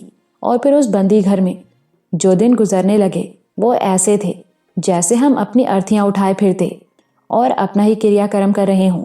میں ماں کو، باپو کو، پیاری کو یاد کرتا اور ٹھنڈی آہیں بھرتا تھا۔ کریاپا بیوی بچوں کے غم میں ڈوبا رہتا، آدم خور دیوتا کا لقمہ بننے کے خیال سے کانپ کانپ جاتا اور خود بخود رونے لگتا تھا۔ میں بھی کبھی اسے دیکھ کر کبھی اپنی بدنصیبی پر دل گرفتہ ہو جاتا اور آنکھیں اپنے آپ سے بھیگ جاتی تھیں۔ ہماری آنکھوں نے سکھ کے جو دن دیکھنا تھے دیکھ لیے، کانوں نے جو خوشی کے گانے سننا تھے سن لیے، اب تو رونا ہی رونا تھا۔ اور جوں جوں دن، ہفتے، مہینے گزرتے جا رہے تھے، زندگی ہم سے دور ہوتی جا رہی تھی۔ دنوں اور مہینوں کے گزرنے کا حساب ان لکیروں سے لگایا جاتا جو ہم غار کی دیواروں پر کھینچتے تھے۔ ہر صبح اٹھ کر میں ایک دیوار پر اور کریاپا دوسری دیوار پر لکیر کھینچ دیتا تھا۔ ہم دونوں اس لیے لکیریں کھینچتے تھے کہ ایک بھول جائے تو دوسرا نہ بھولے اور ہماری جنتری ٹھیک رہے۔ اس جنتری کے مطابق ہماری گرفتاری پر 5واں مہینہ گزر رہا تھا اور وحشیوں کے تہوار میں صرف 7 دن باقی تھے، جب Cariappa, Alexander Cooper, Helen Cooper, Chao اور یانگسی کو دیوتاؤں کے تنور کی طرف جانا اور لومبارو کے پیٹ میں اترنا تھا کہ ایک حیرت انگیز واقعہ ہوا، اور یہ ہوا کہ بندی گھر میں کچھ نئے قیدی داخل کیے گئے۔ آگے آگے ایک انگریز عورت اور اس کا خاوند، ان کے پیچھے ایک نوجوان اور سندر انگریز لڑکی جس کا نام کلارا تھا، بندی گھر میں دھکیل دی گئی۔ اس کے بعد ایک پنجابی نوکر داخل ہوا جسے کلارا نے بودی کہہ کر پکارا تھا۔ پھر ایک نیپالی آدمی اندر دھکیلا جا رہا تھا کہ کلارا نے ہمیں دیکھ لیا اور زور سے چلائی، ناصر، یہ ایک ہولناک قید خانہ ہے، یہاں کچھ اور قیدی بھی ہیں۔ کلارا نے یہ بات انگریزی میں کہی تھی، جسے سن کر الیگزینڈر کوپر تڑپ اٹھا اور ہمیں اس کا مطلب سمجھانے لگا، کیونکہ 5 ماہ کے اندر ہم ایک دوسرے کی باتیں سمجھنے لگے تھے۔ معلوم ہوتا تھا سرنگ میں ابھی کچھ اور قیدی بھی ہیں، مگر ان کا وحشیوں کے ساتھ شاید جھگڑا ہو گیا تھا، کیونکہ ادھر کلارا نے ناصر کو ہولناک قید خانے کی اطلاع دی، ادھر سرنگ میں یکے بعد دیگرے 5-6 گولیاں چل گئیں اور وحشیوں کی چیخیں ابھریں۔ اس کے ساتھ ہی بودی کلارا کو لے کر جھیری دار دروازے کی طرف واپس چلا گیا۔ انگریز عورت اور مرد بھی، جن کے متعلق ہمیں بعد میں پتا چلا کہ کلارا کے ماں باپ تھے، نیپالی آدمی مورنگ کے ساتھ فوراً پلٹے۔ ہمارے لیے بھی اس لانتی بندی گھر سے نکلنے کا یہی موقع تھا۔ میں کریاپا کو لے کر دروازے کی طرف بھاگا، کوپر بھی ہیلن کو لینے غار کی طرف لپکا۔ ابھی ہم دور ہی تھے کہ کلارا ایک خوبصورت جوان آدمی کے ساتھ، جس کے ہاتھ میں پستول تھا، پھر بندی گھر میں داخل ہوئی۔ ہم نے اندازہ لگایا وہی ناصر ہے جسے کلارا نے آواز دی تھی، اور یہ اندازہ غلط نہ تھا، وہ ناصر نواب پنجاب کا باشندہ تھا، اس لیے ہم اسے پنجابی صاحب کہنے لگے تھے۔ ناصر نواب نے انگریزی، اردو اور آسام کی قبائلی بولی میں آوازیں دیں کہ سب قیدی باہر آ جائیں۔ بیسوا سب سے دیر میں پہنچا کیونکہ بڑا کمزور ہو چکا تھا۔ الیگزینڈر کوپر نے ناصر کا شکریہ ادا کیا اور بتایا کہ یہاں صرف 7 ہی قیدی تھے۔ باری باری سب لوگ جھیری دار دروازے سے نکل کر سرنگ میں آئے۔ ہمارا محسن پنجابی صاحب سب کے بعد بندی گھر سے نکلا۔ سرنگ میں ایک عجیب منظر دکھائی دیا۔ 13-14 وحشی مرے پڑے تھے، کچھ ناصر کی گولیوں سے، کچھ اس کے انتہائی وفادار ساتھیوں سونگا مونگا عبدل کے ہاتھوں، جنہوں نے بڑی پھرتی کے ساتھ وحشیوں سے بھالے چھین کر ان پر حملہ کر دیا تھا۔ وہ وحشی سردار جو ہمیں گرفتار کر کے لایا تھا سب سے پہلے ناصر کی گولی کا نشانہ بنا اور اس کی لاش الگ تھلگ پڑی تھی۔ مورنگ کے علاوہ ایک اور نیپالی مسلمان شمشیر جنگ تھا، جس نے پنجابی صاحب کو اطلاع دی کہ 2-3 وحشی زخمی ہو کر بستی کی طرف بھاگ گئے ہیں۔ یہ سنتے ہی ہمارے محسن نے کہا، یہاں سے فوراً نکل چلو۔ ناصر نواب کی پارٹی میں کچھ اور بھی آدمی تھے، آسام کے قبائلی، مگر تبت کا ایک بوڑھا لاما بنجن بھی تھا۔ ناصر نواب کے سوا کسی کے پاس کوئی ہتھیار نہیں تھا۔ معلوم ہوا کہ ان کے پاس کئی بندوقیں اور رائفلیں تھیں، مگر سارا اسلحہ وحشیوں کی بستی سے چند میل پرے ایک پہاڑی کھائی میں رہ گیا تھا، جہاں انہوں نے رات گزاری۔ صبح چشمے کے کنارے ہاتھ منہ دھو رہے تھے کہ 60-70 وحشیوں نے اچانک گھیر لیا اور سب کو پکڑ لائے۔ صرف 2 آسامی قبائلی کھائی میں رہ گئے۔ جو بندوق چلانا نہیں جانتے تھے۔ جب وحشی انہیں بندی گھر میں دھکیل رہے تھے، پنجابی صاحب کو اپنی پتلون کی جیب سے پستول نکالنے کا موقع مل گیا۔ اس طرح اچانک بازی الٹ گئی اور ان کے طفیل ہمیں بھی بندی گھر سے چھٹکارا ملا۔ مرنے والے سب وحشیوں کے بھالے پنجابی صاحب کے ساتھیوں نے سنبھال لیے تھے۔ سرنگ سے نکل کر ہمارے محسن نے سب لوگوں کو اس جنگل کی طرف بھاگنے کا اشارہ کیا جو پورب کی پہاڑی ڈھلان پر 1.5 میل تک پھیلتا چلا گیا تھا۔ فوراً ہی ہم لوگ اس جنگل میں پہنچ گئے۔ اس اثنا میں بستی کے اندر ڈھول بجنے لگے اور بے شمار وحشی بھالے لے کر ہمارے تعاقب میں نکلے۔ ہم جنگل میں بھاگے جا رہے تھے کہ غار دیکھ کر ہمارے محسن نے سب کو اس غار کے اندر چلنے کا حکم دیا۔ ایسے سمے جب سینکڑوں وحشیوں کا ہجوم پیچھے تھا، ہمارا یہ غار میں بند ہو جانا بے حد خطرناک تھا۔ میں نے رائے دی، پنجابی صاحب، جنگل میں بھاگتے رہنا اچھا ہے، غار میں ہم لوگ مارے یا پکڑے جائیں گے۔ جو کچھ میں کہتا ہوں وہی کرو، غار میں اترو۔ جب میں کریاپا کے ساتھ غار میں اترا، یہ دیکھ کر دنگ رہ گیا کہ غار دراصل ایک مڑی توڑی طویل سرنگ کا دہانہ تھا جو پہاڑی کے اندر ہی اندر پیچ و خم کھاتی پچھلی وادی میں جا نکلتی تھی۔ سرنگ کہیں تنگ، کہیں کشادہ، کہیں سیدھی، کہیں ترچھی تھی۔ پھسلنے اور لڑھکنے کا خطرہ بھی تھا، مگر جب موت پیچھا کر رہی ہو، آدمی خطرناک سے خطرناک خندقیں اور کھائیاں بھی پھلانگ جاتا ہے۔ ہم سرنگ عبور کر کے اگبی وادی میں پہنچ گئے جو چاروں طرف سے پہاڑوں میں گھری تھی۔ جب ہم لوگ سرنگ میں داخل ہو رہے تھے، کچھ وحشی پہاڑوں کی سلامی ڈھلان عبور کرتے پہاڑ کے اوپر جاتے دیکھے تھے۔ وادی میں پہنچ کر دیکھا تو وہ چاروں طرف پہاڑوں پر پھیل رہے تھے۔ پنجابی صاحب اور کلارا آگے آگے پارٹی کی رہنمائی کر رہے تھے۔ مجھے معلوم ہوا کہ دونوں میاں بیوی ہیں۔ کلارا جدھر اشارہ کرتی تھی، ہمارا محسن اسی طرف چلتا تھا۔ ان کے پیچھے پیچھے بودی، عبدل، سونگا مونگا تھے۔ اچانک پنجابی صاحب پارٹی کو لے کر ایک درے میں گھس گیا۔ کوئی 1.5-2 فرلانگ اس درے میں بھاگتے رہے۔ ایک جگہ اچانک کریاپا نے میرا ہاتھ پکڑ کے کھینچا اور پیچھے کی طرف اشارہ کیا۔ میں نے پلٹ کر دیکھا، ہماری دائیں جانب والی پہاڑی کے بلند حاشیے پر تموچا خود کھانڈا لہراتی وحشیوں کے ہمراہ اسی سمت بھاگ رہی تھی جدھر پارٹی بھاگی جاتی تھی۔ وحشیوں کا دوسرا گروہ پرلی طرف سے اس رخ بڑھنے لگا جہاں درہ ختم ہوتا تھا۔ دونوں گروہ پارٹی کو درے سے نکلتے ہی گھیر لینا چاہتے تھے۔ تموچا کا خود وحشیوں کے ساتھ مل کر دھاوا کرنا ایک انوکھا اور خطرناک معاملہ تھا۔ جہاں ہم رکے تھے وہیں سے ایک تنگ سی پہاڑی گلی درے کے پہلو سے نکل کر دکھن کو چلی گئی تھی۔ کریاپا نے سرگوشی کی کہ ہم اس گلی میں نکل چلیں۔ خطرے کو بھانپ کر میں نے اس کی بات مان لی اور پارٹی کو چھوڑ کر دونوں اس ٹیڑھی ترچھی گلی میں گھس گئے۔ یہ نہیں جانتے تھے اس اقدام کا نتیجہ کیا ہوگا، مگر ہم زرد وحشیوں اور ان کی بستی سے دور اور دور ہو جانا چاہتے تھے۔ گلی میں کئی اتار چڑھاؤ تھے، انہیں عبور کرتے ہم پارٹی کے دوڑتے قدموں کی دھمک اور وحشیوں کے شور و غل کی آوازیں بہت پیچھے چھوڑ آئے اور گلی سے نکل کر ایک چٹیل میدان میں پہنچ گئے۔ ابھی ہم نے میدان میں قدم رکھا ہی تھا کہ دور کہیں پستول کی گولیوں کے دھماکے سنے اور اس خیال سے پریشان ہو گئے کہ وحشیوں نے پارٹی کو گھیر لیا ہے۔ چلنے والی گولیاں ہمارے اس بھیانک اندیشے کی تائید کر رہی تھیں۔ اس ڈر سے کہ کہیں وحشی ہماری پرچول نہ شروع کر دیں، ہم پہلے سے بھی تیز بھاگے۔ ان پہاڑیوں سے جدھر گولیوں کے دھماکے سنے تھے کوئی 3-4 میل دور نکل آئے۔ راستے کی خبر تو نہیں تھی، مگر یہ ضرور جانتے تھے کہ دکھن کے رخ بھاگتے رہنے ہی میں ہماری بھلائی ہے۔ اگرچہ مسلسل بھاگنے سے دم پھول گئے تھے، پھر بھی جہاں تک بھاگ سکتے تھے بھاگتے رہے اور شام سے پہلے ایک چشمے کے کنارے بے سود ہو کر گر پڑے۔ دن بھر کے بھوکے پیاسے تھے، پھر اتنی لمبی بھاگ دوڑ نے ہمیں بالکل نڈھال کر دیا تھا۔ شاید آدھ گھنٹے بعد ہوش سنبھلے، حواس درست ہوئے تو اٹھ کر پانی پیا اور چشمہ پار کر کے آگے بڑھے کہ رات بسر کرنے کے لیے کوئی محفوظ جگہ ڈھونڈ لیں۔ اسی تلاش میں بیروں کی جھاڑیاں مل گئیں۔ ہم رات کو کہیں چھپ کر سو رہتے، دن کو سفر کرتے، ندی نالوں سے گزرتے، آخر ایک بار پھر دریائے تسانگ پو کے گھاٹ پر پہنچ گئے اور وہاں ایک بستی میں 2 دن طویل سفر کی تھکان اتارتے اور زرد وحشیوں کی بھیانک یاد سے پیچھے چھڑانے کی کوشش کرتے رہے۔ وہاں سے ہم کھٹمنڈو اور کھٹمنڈو سے دائی لیک کیوں کر پہنچے، یہ ایک الگ کہانی ہے جس سے آپ کو کوئی دلچسپی نہیں ہوگی۔ پھر بھی یہ بتا دوں کہ اس سفر میں مزید 5 مہینے لگ گئے۔ ہم گھر سے صرف 3 ماہ کے وعدے پر نکلے، مگر 1 سال اور 3 مہینوں کے بعد لوٹے تو یہاں بہت سے نئے دکھ ہمارا انتظار کر رہے تھے۔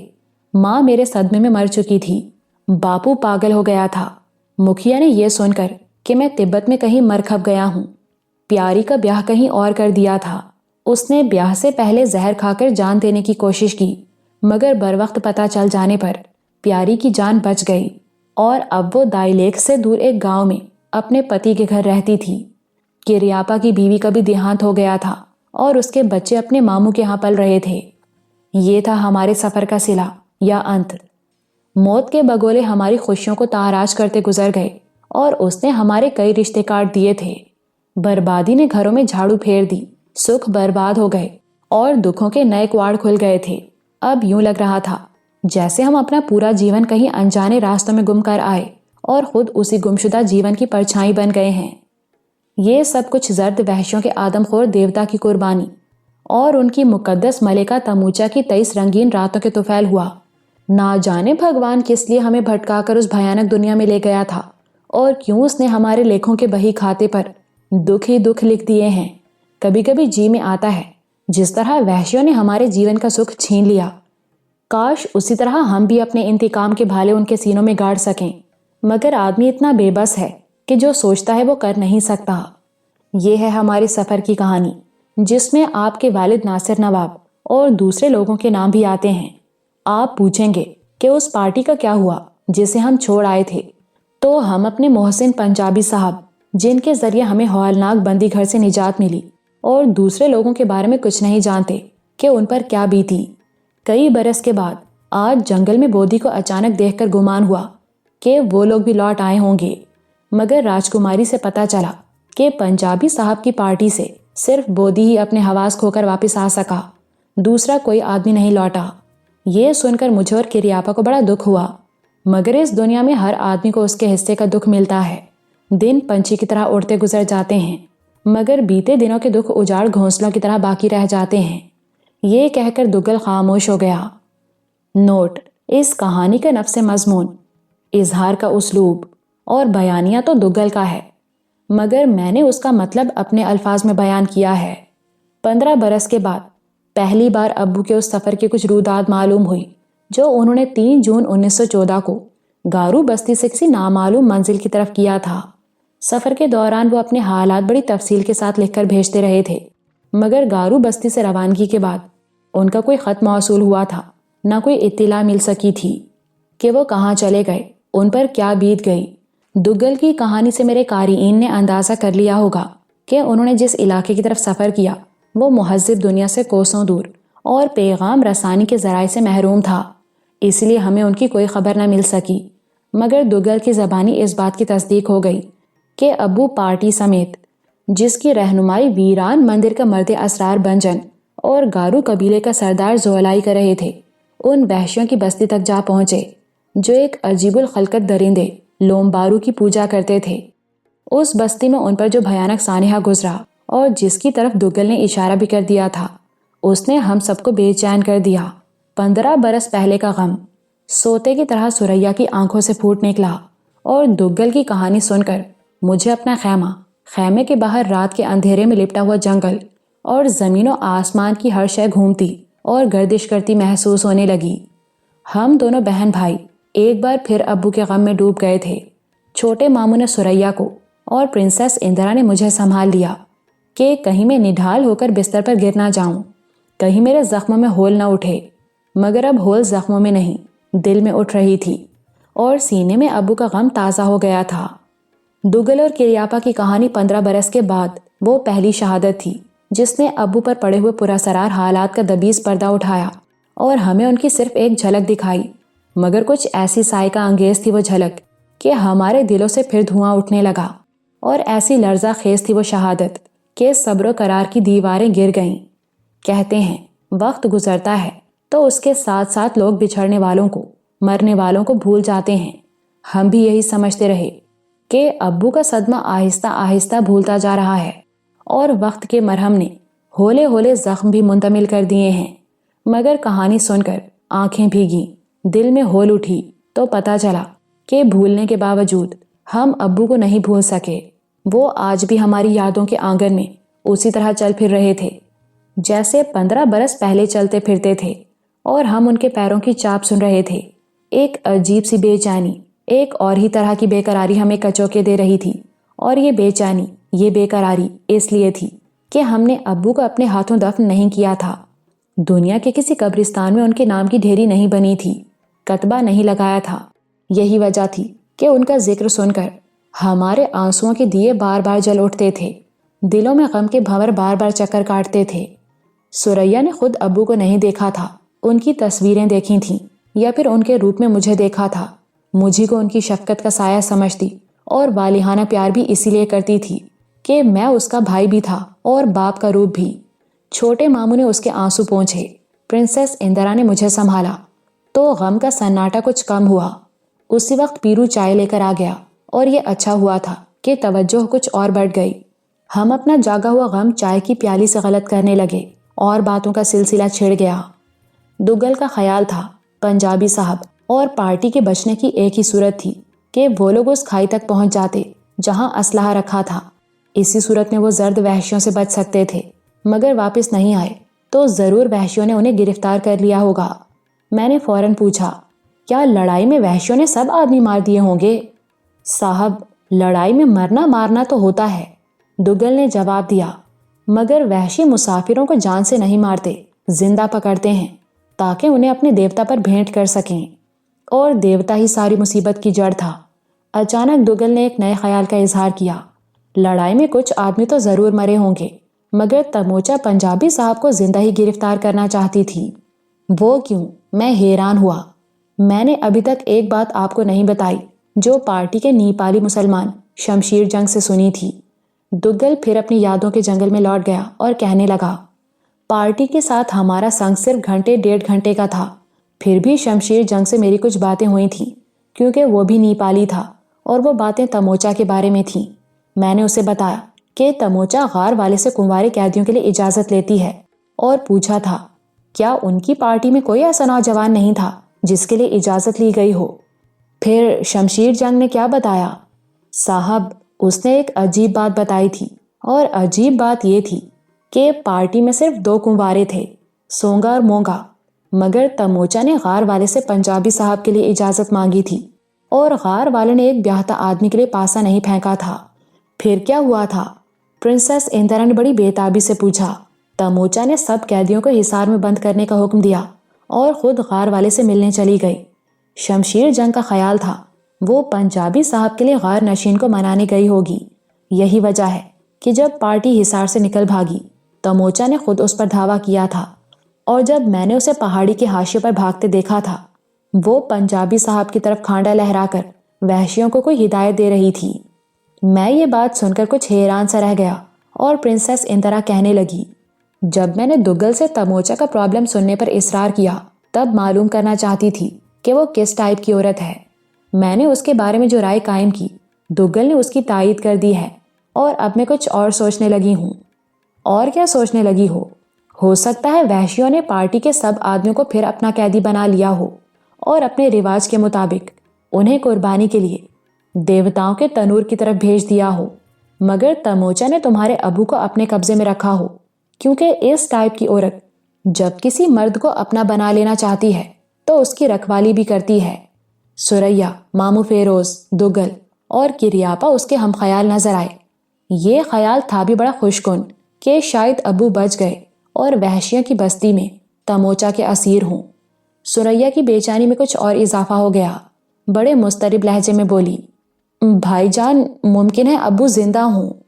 مگر میں نے اس خیال کو مسترد کر دیا اور کہا، اول تو یہ بات ہی ناقابل یقین ہے کہ ابو تموچا کے آلائے کار بن گئے ہوں، ان کے بارے میں ایسا سوچنا غلط ہے۔ دوسرے، وہ کلارا آنٹی سے کسی حالت میں الگ نہیں ہو سکتے تھے، خواہ ان کی جان ہی کیوں نہ جاتی۔ تیسرے، ڈاکٹر احمد کی رپورٹ کے مطابق بودی اس وقت ہوش و حواس اور گویائی سے محروم ہوا جب کوئی درندہ ابو پر جھپٹ رہا تھا، اور وہ اس کے سامنے بے بس ہو گئے تھے۔ بودی کی بیماری اور ڈاکٹر کی رپورٹ بتاتی ہے کہ جو حادثہ ہونا تھا وہ دیوتاؤں کے تنور میں ہو چکا۔ ہم یہ نہیں جانتے کہ ابو اور ان کے ساتھی دیوتاؤں کے تنور میں خود پہنچے یا قربانی کے لیے پہنچائے گئے، مگر درندے سے ان کا آمنا سامنا ضرور ہوا، جس کا ثبوت حالت دیوانگی میں بودی کی غراہٹیں تھیں۔ میری باتوں میں دلیل اور منطق کا وزن تھا۔ سب نے اس وزن کو محسوس کیا اور سریا کے چہرے پر ایک پژمردگی چھا گئی۔ پرنسس اندرا نے پوچھا، کیا یہ نہیں ہو سکتا کہ درندے کا آمنا سامنا پارٹی کے دوسرے آدمیوں اور بودی سے ہوا ہو؟ ان میں ناصر نواب شامل نہ ہوں۔ ہونے کو تو سب کچھ ہو سکتا ہے، مگر بودی پر جو قیامت گزر گئی وہ صرف ابو کی وجہ سے گزر سکتی تھی، اور یہ بات صرف بودی بتا سکتا ہے کہ جب اس کے حواس جواب دے گئے تو اس نے ابو کو کس حالت میں دیکھا تھا۔ اسی لمحے سریا نے پیرو سے بودی کے بارے میں پوچھا تو اس نے جواب دیا، بودی بے ہوش ہے، اور سلطان علی کہتا ہے شاید صبح تک بے ہوش رہے، مگر خطرے کی کوئی بات نہیں۔ بہرحال ہماری آخری امید بودی ہی تھا جو یہ بتا سکتا تھا کہ ابو اور ان کی پارٹی پر موت کا سانحہ کس طرح گزرا، وہ لوگ دیوتاؤں کے تنور تک کیسے پہنچے، اور درندے سے آمنا سامنا کیوں کر ہوا تھا۔ مگر یہ بات ہمارے ذہنوں میں واضح ہو چکی تھی کہ دنیا میں آج بھی ایسے وحشی موجود ہیں جو ایک درندے کی پرستش کرتے اور آدمی کی قربانی دیتے ہیں۔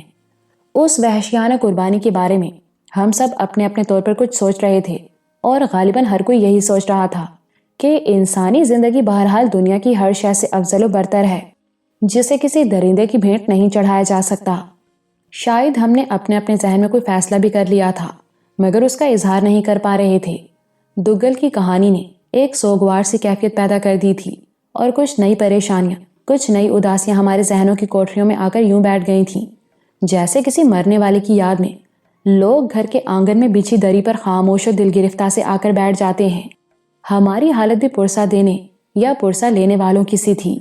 سب خاموش اور دل گرفتہ سے بیٹھے تھے، جیسے ابو اور ان کے ساتھیوں پر گزرنے والے سانحے کی خبر ابھی ابھی سنی ہو، حالانکہ اس قیامت کو گزرے 15 برس ہو گئے تھے۔ اچانک پرنسس اندرا نے اس سوگوار سی خاموشی کو توڑا اور کہنے لگی، ان وحشی اور جنگلی لوگوں کا ناش کر دینا چاہیے جو بھولے بھٹکے مسافروں کو گھیر کر اپنا قیدی بناتے اور انہیں ایک درندے کی بھیٹ چڑھا دیتے ہیں۔ یہ تو بہت بڑا انیائے ہے جس کا خاتمہ ضروری ہے۔ یہ پہلی آواز تھی جس نے سب کو چونکا دیا۔ دگل اور کریاپا نے بھی سر ہلا کر پرنسس کی حامی بھری۔ میں نے اسے یاد دلایا، ابو یہی مشن لے کر گئے تھے، مگر اپنی پارٹی سمیت اسی درندے کی نظر ہو گئے اور ان کا مشن ادھورا رہ گیا۔ ہمیں ابو کا مشن پورا کرنا چاہیے۔ آخر سریا نے وہ بات کہہ دی جسے میں چھوٹے ماموں کی موجودگی میں بیان کرتے ہچکچا رہا تھا، اور وہ حیران سے بولے، کون پورا کرے گا یہ مشن؟ میں اور امجد پورا کریں گے۔ پرنسس کے الفاظ نے سب کے ذہنوں میں ایک دھماکہ سا کر دیا۔ آپ؟ چھوٹے ماموں اپنی حیرت کو چھپا نہ سکے۔ بے شک میرا فیصلہ یہی ہے، اگر امجد نے ان راستوں پر سفر کیا تو میں ساتھ دوں گی، کیونکہ ناصر نواب کی طرح میں بھی نہیں چاہتی کہ کسی انسان کو کسی حیوان پر بھینٹ کیا جائے۔ آپ جو کچھ کہہ رہی ہیں میں سمجھ تو رہا ہوں، مگر آپ کو یا امجد کو اس سفر کا مشورہ نہیں دوں گا۔ شاید آپ یہ سوچتے ہوں گے کہ ناصر نواب کی طرح ہم بھی واپس نہیں آ سکیں گے۔ ہر شخص یہی سوچے گا، چھوٹے ماموں کہنے لگے۔ 15 برس پہلے دلہا بھائی نے جس پارٹی کے ساتھ سفر کیا وہ اسلحے سے لیس تھی۔ اس میں 6 آدمی یعنی ناصر نواب، بودی، پروفیسر ہرش، جم اور دونوں نیپالی شکاری شمشیر جنگ اور مورنگ گولی سکے کا استعمال خوب جانتے تھے۔ عبدل، سردار زولائی، سونگا مونگا اور دوسرے قبائلی بھالوں اور کلہاڑیوں سے مسلح تھے۔ پھر بھی وہ لوگ وحشیوں کو زیر نہ کر سکے، اور بودی کے سوا کوئی واپس نہ آ سکا۔ بے شک یہ بہت بڑی ٹریجڈی ہے، مگر آدمی کچھ کھو کر ہی سیکھتا ہے۔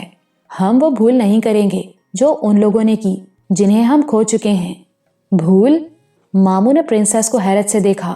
کیا ان لوگوں سے کوئی بھول ہو گئی تھی؟ لگتا ہے آپ نے دگل کی کہانی غور سے نہیں سنی۔ وہ لوگ منزل کے قریب پہنچ کر اپنی رکشا سے بے پرواہ ہو گئے اور کسی چشمے پر ہاتھ منہ دھو رہے تھے کہ وحشی لوگوں نے بے خبری میں انہیں گھیر لیا۔ اس سمے جب وہ لوگ ہاتھ منہ دھو رہے تھے، اگر ایک آدمی رائفل سے پہرے پر ہوتا تو مصیبت میں نہ پھنس جاتے۔ دگل نے بتایا ہے وہ اپنا اسلحہ کھائی میں چھوڑ آئے تھے جہاں انہوں نے رات گزاری تھی۔ یہی بھول ان کی گرفتاری کا کارن بن گئی۔ اب ماموں کو خیال آیا کہ وحشیوں کی بستی کے قریب پہنچ کر اپنی حفاظت سے اس طرح غافل ہو جانا بہت بڑی غلطی تھی۔ مجھے یقین نہیں تھا کہ ابو سے کوئی غلطی سرزد ہوئی ہوگی۔ نہ جانے کیا ہوا تھا اور وہ لوگ کس طرح اچانک وحشیوں کے ہتھے چڑھ گئے تھے، مگر ماموں دکھی لہجے میں بولے، آدمی نے کچا دودھ پیا ہے نا، اس سے کوئی نہ کوئی بھول ہو جاتی ہے، مگر ایک آدمی کی بھول سے دوسرا آدمی چوکس ہوتا اور تجربہ حاصل کرتا ہے۔ ہم پوری طرح چوکس رہیں گے، پھر بھی یہ جان جوکھوں کا سفر ہے۔ اپنے ملک سے ہزاروں میل دور ایک ایسے علاقے میں جانا مناسب نہیں ہوگا جہاں لوگ آج بھی پتھر یا دھات کے زمانے کی زندگی گزارتے ہیں، جہاں قدم قدم پر موت کا خطرہ ہے۔ نہ جانے وہ کون سا جذبہ تھا جس نے پرنسس اندرا کو تمام خطروں سے بے نیاز کر دیا، وہ کون سی پراسرار طاقت تھی جو اسے خطرناک سفر پر آمادہ کر رہی تھی۔ کہنے لگی، میں سمجھتی ہوں دنیا میں کوئی جگہ محفوظ نہیں، یا پھر ہر جگہ محفوظ ہے۔ رہی موت، وہ گھر میں بھی آتی ہے اور یدھ کے میدان میں بھی۔ موت کے ڈر سے گھر میں بیٹھ جانا مردوں کا شیوا نہیں، خطروں سے یدھ کرنا مردانگی اور بہادری ہے۔ اندرا کے ان الفاظ نے مجھے ایک نیا حوصلہ بخشا، موت سے لڑنے کا احساس دلایا، اور وہ بات پوری ہوئی کہ عورت مرد کی نصف قوت ہوتی ہے کہ اسے حالات سے لڑنے اور آگے لانے کی ترغیب دیتی ہے۔ اندرا کی اس ترغیب پر میں نے ماموں کے سامنے اپنے دل کا راز کھول دیا۔ فیروز ماموں، اب وہ بات چھپانے کا کوئی فائدہ نہیں جس کا میں فیصلہ کر چکا ہوں، اور فیصلہ یہ کر چکا ہوں کہ اس درندے کا خاتمہ کر دوں گا جس نے ابو اور کلارا آنٹی اور ان کے ساتھیوں کو نگل لیا تھا، اور ان وحشیوں سے انتقام لوں گا جنہوں نے ہمیں عظیم لوگوں سے محروم کر دیا۔ یہ سنتے ہی چھوٹے ماموں اچھل کر کھڑے ہو گئے جیسے انہیں زمین نے اچھال دیا ہو۔ بہت بڑا فیصلہ کیا ہے تم نے۔ فیصلہ چھوٹا ہے یا بڑا، مگر یہ فیصلہ تقدیر کا ہے اور بھائی جان اسے پورا کریں گے۔ چھوٹے ماموں سریا کا جواب سن کر دنگ رہ گئے۔ کیا بھائی کی حمایت کرتی ہو؟ صرف حمایت نہیں، التجا کرتی ہوں بھائی جان سے کہ اس سفر میں مجھے بھی اپنے ساتھ لے چلیں، تاکہ میں اس درندے پر اپنے ہاتھ سے گولی چلاؤں جس نے ابو کو میرے پیدا ہونے سے پہلے ہی چھین لیا تھا۔ چھوٹے ماموں کے لیے یہ سب کچھ اچنبھا تھا۔ حیران و ششدر سے کبھی مجھے کبھی سریا کو دیکھتے، انہیں کچھ سوجھ نہیں رہا تھا کہ کیا جواب دیں۔ سریا نے ایک نیا رخ پیش کیا۔ ہر لائق فرزند کا فرض ہوتا ہے کہ باپ کا مشن پورا کرے، مگر تم لوگوں نے یہ بھی سوچ لیا کہ تمہارے اس فیصلے سے نگار پر، انجمن باجی پر، میاں بادشاہ پر، ہم سب پر کیا بیت جائے گی؟ جو کچھ بیت چکی اس سے زیادہ نہیں بیتے گی۔ پھر جانے سے پہلے تمہیں 2 قبریں کھودنا ہوں گی، ایک نگار کی، دوسری انجمن کی، کیونکہ دوسرے لوگ تو شاید اپنے سینوں پر پتھر کی سیل رکھ لیں، لیکن تمہاری امی اور ممانی تمہاری جدائی کا صدمہ برداشت نہیں کر سکیں گی۔ یہ سریا بھی جانتی تھی، میں بھی جانتا تھا کہ کم از کم امی اور ممانی نگار اس سفر کی اجازت نہیں دیں گی، اور یہ سنتے ہی کہ میں ابو کا انتقام لینے کے لیے موت کے راستوں پر گامزن ہونا چاہتا ہوں، ان دونوں پر بجلی ٹوٹ پڑے گی۔ قیامت سے پہلے ایک اور قیامت گزر جائے گی، کیونکہ امی کی طرح ممانی نگار بھی مجھے دیکھ کر جیتی تھی، مگر یہ سفر بہرحال مجھے کرنا تھا، اور سریا نے غلط نہیں کہا، یہ فیصلہ تقدیر کا تھا، اور اب مجھے ماموں پر یہ بات واضح کرنا تھی کہ میں کیا عزم رکھتا ہوں اور پراسرار قدرت کیا چاہتی ہے۔ میں نے انہیں اپنے قریب بیٹھنے کو کہا، اور جب وہ بیٹھ چکے تب اپنے دل کی بات بتانے لگا۔ فیروز ماموں، آپ کہتے ہیں امی اور ممانی نگار میری جدائی کا صدمہ برداشت نہیں کر سکیں گی، مگر کچھ فیصلے ایسے ہوتے ہیں جنہیں ہر حال میں برداشت کرنا پڑتا ہے۔ لوگ مرنے والوں کے ساتھ مر نہیں جاتے اور جانے والوں کو روک نہیں سکتے۔ آپ اچھی طرح جانتے ہیں ہم سب نے ابو کا غم بھول جانے کی کوشش کی اور گزری زندگی سے کنارہ کر لینا چاہا۔ حالات سے مجبور ہو کر آدمی کبھی کبھی اپنے ماضی کے سارے جھروکے بند کر لیتا ہے تاکہ وہ اس کی نظروں سے اوجھل ہو جائے، مگر ان دریچوں میں، ان جھروکوں میں کوئی نہ کوئی درس، کوئی نہ کوئی جھری ایسی ضرور ہوتی ہے جس سے ماضی کی آنکھوں سے جھانک لیتی ہے۔ میں اپنے ماضی کو بہت پیچھے چھوڑ آیا ہوں، پھر بھی اس سے دامن نہیں چھڑا سکا۔ میرے دل میں ابو کے انتقام کا جذبہ لڑکپن میں پیدا ہوا تھا۔ وہ میری عمر کے ساتھ جوان ہوا اور قدرت نے اسے خود پروان چڑھایا ہے۔ میاں بادشاہ میرے ہاتھوں میں بندوق نہیں دینا چاہتے تھے، مگر حالات نے یا پھر تقدیر نے انہی کے ہاتھ سے مجھے بندوق دلائی۔ ان کی مرضی کے خلاف مجھے شکاری بنایا اور جنگلوں میں وحشی جانوروں سے لڑنے کی تربیت دی۔ اس کے ساتھ ساتھ انتقام کا جذبہ بھی ایک آدرش میں بدلتا چلا گیا، اور میں اکثر ایک انسنی آواز سنتا رہا کہ تم ناصر نواب کے بیٹے ہو جنہیں دنیا عزت سے یاد کرتی ہے، اور ان کا ایک قرض تم پر واجب الادا ہے۔ تمہیں اپنے باپ کا انتقام لینا اور اس درندے کو ختم کرنا ہے جس پر انسان بھینٹ کیے جاتے ہیں۔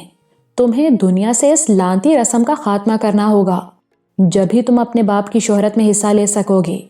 میں نے یہ آواز کئی بار سنی اور اس نتیجے پر پہنچا کہ ابو کا مشن پورا کرنا میرا مقصد حیات قرار پا چکا ہے۔ وہ زندگی جو کسی مقصد، کسی آدرش، کسی مشن کے بغیر گزر جائے بیکار ہوتی ہے۔ اس لیے میں فیصلہ کر چکا ہوں کہ اگر کامیاب کامران لوٹ آیا تو دنیا مجھے آفرین کہے گی کہ میں نے باپ کا مشن پورا کیا اور ان کا لائق فرزند کہلایا، اور اگر میں سفر سے واپس نہ آ سکا پھر بھی لوگ یہی کہیں گے کہ باپ کی طرح بیٹا بھی ہمت کا دھنی تھا، آن کی خاطر جان پر کھیل گیا۔ اور یہ بات ہم راجپوتوں کو ورثے میں ملی ہے۔ رہا موت اور زندگی کا معاملہ تو ہو سکتا ہے میں موت کے سفر سے زندہ لوٹ آؤں اور کامیابی کا صحرا میرے سر بندھے، اور یہ بھی ممکن ہے کہ رات میں اسی خیمے میں اسی بستر پر سوؤں اور کل کا سورج نہ دیکھ سکوں۔ زندگی اور موت پر کس کا اختیار ہے؟ صرف خدا کا۔ لوگوں نے اس ڈر سے سمندر پار کا سفر ترک نہیں کر دیا کہ سمندر میں طوفان آتے، جہاز ڈوب جاتے اور ان کے ساتھ مسافر بھی غرق ہو جاتے ہیں۔ سب مشکلوں اور خطروں کے باوجود زندگی کا سفر جاری رہتا ہے، کیونکہ زندگی بھی ایک سفر ہے۔ اس کائنات میں ہر چیز اور ہر شے مسافر ہے۔ یہ آسمان بھی گردش میں ہے، یہ دھرتی بھی سفر میں ہے، اور دھرتی کا سفر بہرحال جاری رہے گا۔ اس لیے آپ سے درخواست کرتا ہوں کہ مجھے بھی سفر سے نہ روکیں اور کوشش کریں کہ ممانی نگار، امی، میاں بادشاہ، اماں بھی کوئی میرے راستے میں نہ آئے، تاکہ قدرت جو کام مجھ سے لینا چاہتی ہے وہ تکمیل کو پہنچے اور خالق کائنات کی مرضی پوری ہو۔ میری تقریر کچھ لمبی ضرور ہو گئی، مگر اس نے ماموں کے دل پر اثر کیا اور وہ بے اختیار بولے، اب میں نہیں روکوں گا۔ یہ وعدہ بھی کرتا ہوں کہ نگار، انجمن باجی، میاں بادشاہ اور اماں بھی کو تمہارے راستے میں نہیں آنے دوں گا۔ میں نے ماموں کا شکریہ ادا کیا۔ اچانک پرنسس اندرا بولی، مسٹر فیروز، سنسار میں کوئی بھی کسی کے جیون کی ضمانت نہیں دے سکتا، کیونکہ کوئی نہیں جانتا کل کیا ہوگا۔ پھر بھی نہ جانے کیوں میں امجد کے جیون کی ضمانت دیتی اور آپ کو وشواس دلاتی ہوں کہ اپنے ساتھ امجد کو واپس لے کر آؤں گی، کیونکہ میں نے اپنے ذہن میں اس مہم کا ایک نقشہ بنا لیا ہے جس کے کارن ہم وحشیوں کو اچانک گھیر لیں گے۔ یہ ایک عجیب بات ہوئی کہ پرنسس اندرا نے میری ضمانت دی، مگر اس سے پہلے کہ میں یا ماموں اس نقشے کے بارے میں کوئی سوال کرتے، اس نے دگل اور کریاپا سے سوال کر دیا، کیا تم لوگ ہماری کوئی ہیلپ، کوئی مدد کر سکتے ہو؟ پہلے دگل بولا، تبت کے سفر میں میرا سب کچھ لٹ گیا، ماں اپنے وقت سے پہلے مر گئی، باپو پاگل ہو کے چل بسا اور پیاری صدا کے لیے مجھ سے بچھڑ گئی۔ یہ سب کچھ اس لیے ہوا کہ زرد وحشیوں نے ہمیں پکڑ لیا تھا، اور اگر پنجابی صاحب بندی گھر سے نہ نکالتے تو ہم بھی ان کے دیوتا کے پیٹ میں اتر گئے ہوتے۔ میں نے کئی بار سوچا کہ تموچا اور اس کے وحشی قبیلے سے بدلہ لوں، مگر آدمی جو کچھ سوچتا ہے اسے پورا کرنے سے بے بس ہوتا ہے۔ بھلا میری اور کریاپا کی بساط ہی کیا تھی کہ ہم دونوں مل کر بھی کچھ کر پاتے۔ میں تو کئی برس سے اندر ہی اندر سلگتا رہا، پر آج آپ لوگوں سے اچانک ملاقات ہو گئی تو لگتا ہے اس میں بھی بھگوان کی کوئی مرضی ہے۔ میں ساتھ جانے کے لیے تیار ہوں، کیونکہ اب مرنے سے نہیں ڈرتا۔ ہاں، اس بات کی خوشی ضرور ہوگی کہ ایک بار پھر تموچا سے ملوں اور اس سے اپنے گزرے دنوں کا حساب لوں۔ پھر کریاپا کہنے لگا، اگر دگل جائے گا تو میں بھی جاؤں گا، کیونکہ پتنی کا غم نہیں بھول سکا جو میری جدائی میں مر گئی تھی۔ میں بھی زرد وحشیوں سے بدلہ لینے کا سپنا دیکھتا رہا ہوں۔ ہو سکتا ہے میرا سپنا پورا ہو جائے، پھر میرا اور دگل کا جیون پنجابی صاحب کا بخشا ہوا ہے، ان کے نام پر ہم آپ کے ساتھ ضرور جائیں گے اور اسی مڑے تڑے راستے پارٹی کو وحشیوں کی بستی میں پہنچا دیں گے جس راستے ہم وہاں سے بھاگے تھے۔ ان دونوں کا بیان سن کر اندرا بے حد خوش ہوئی۔ تم ہمارے ساتھ ساتھ راستوں کی نشاندہی کرو گے، دونوں کا خرچہ تمہارے گھر والوں کو دیا جائے گا۔ گویا اندرا نے یہ بات طے کر دی کہ ہم موت کے راستوں پر سفر کریں گے۔ شکار کے دوران دگل اور کریاپا کا ناگہاں مل جانا کسی معجزے سے کم نہ تھا، اور ان دونوں کا سفر پر آمادہ ہو جانا دوسرا معجزہ تھا جس سے میرے اس خیال کو تقویت ملی کہ قدرت خود سفر کے سامان تیار کر رہی ہے۔ پھر وہیں بیٹھے بیٹھے ایک مضبوط پارٹی تیار کرنے کی بات چھڑ گئی۔ چھوٹے ماموں نے اسی وقت بڑے ماموں پروفیسر اسلم، رانا صفدر اور وکرم کو خیمے میں بلا لیا اور سب کے سامنے وہ گفتگو بیان کی جو سریا، پرنسس اندرا، دگل، کریاپا میرے اور ان کے درمیان ہو چکی تھی۔ یہ بھی بتا دیا کہ کسی کو میری راہ میں حائل نہیں ہونے دیں گے۔ بڑے ماموں نے سب کچھ حیرت و تعجب سے سنا، مگر چھوٹے بھائی کی رائے سے بہت کم اختلاف کرتے تھے۔ انہیں یہ بھی معلوم تھا کہ میں چھوٹے ماموں اور مامانی نگار کا چہیتا ہوں اور میرے بارے میں ان کا ہر فیصلہ بڑی اہمیت رکھتا ہے، کیونکہ میں ان کا بھانجا ہی نہیں، ایک طرح سے بیٹا بھی تھا۔ بڑے ماموں نے مختصر بات کی، اگر نگار نے امجد کو جانے کی اجازت دے دی تو مجھے بھی انکار نہیں ہوگا۔ پروفیسر اسلم کی رائے حیرت انگیز تھی۔ انہوں نے بتایا، سب سے اہم بات یہ ہے کہ وہ عجیب الخلقت درندہ کون سا ہے جو وحشیوں کے نزدیک ہزاروں سال سے جی رہا ہے۔ پروفیسر ہرش اور ناصر نواب نے اس تحقیق کی خاطر جان جوکھوں کا سفر کیا۔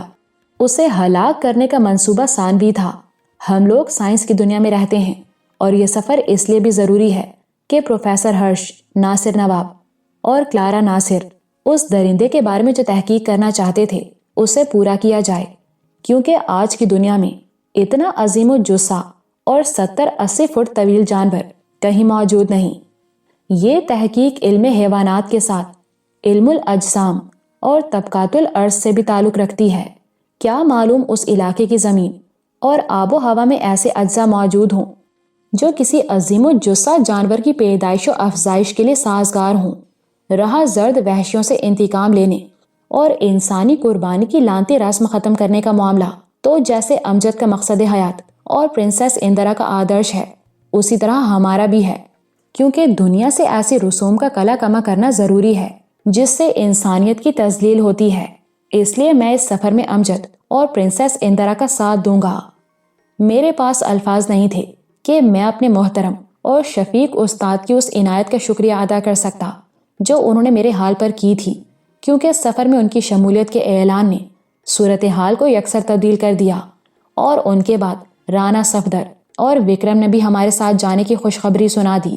وہ دونوں پیشہ ور شکاری اور سفر کی صعوبتوں کے علاوہ خطرات کا مقابلہ کرنا بھی جانتے تھے، اس لیے ان کی رفاقت کے خیال سے نہ صرف میرے دل کو ڈھارس ہوئی بلکہ بڑے ماموں بھی، جو سفر کی بات سن کر پریشان ہو گئے تھے، کچھ مطمئن نظر آنے لگے۔ ایک پارٹی تو تیار ہو گئی، اب اس کی روانگی، گھر والوں کی اجازت اور بعض دوسرے معاملات پر بات چیت ہونے لگی۔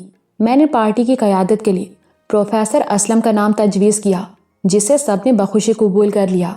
یہ بات بھی ان کی مرضی پر چھوڑ دی گئی کہ اگر وہ کسی اور آدمی کو پارٹی میں شامل کرنا چاہیں تو کر لیں۔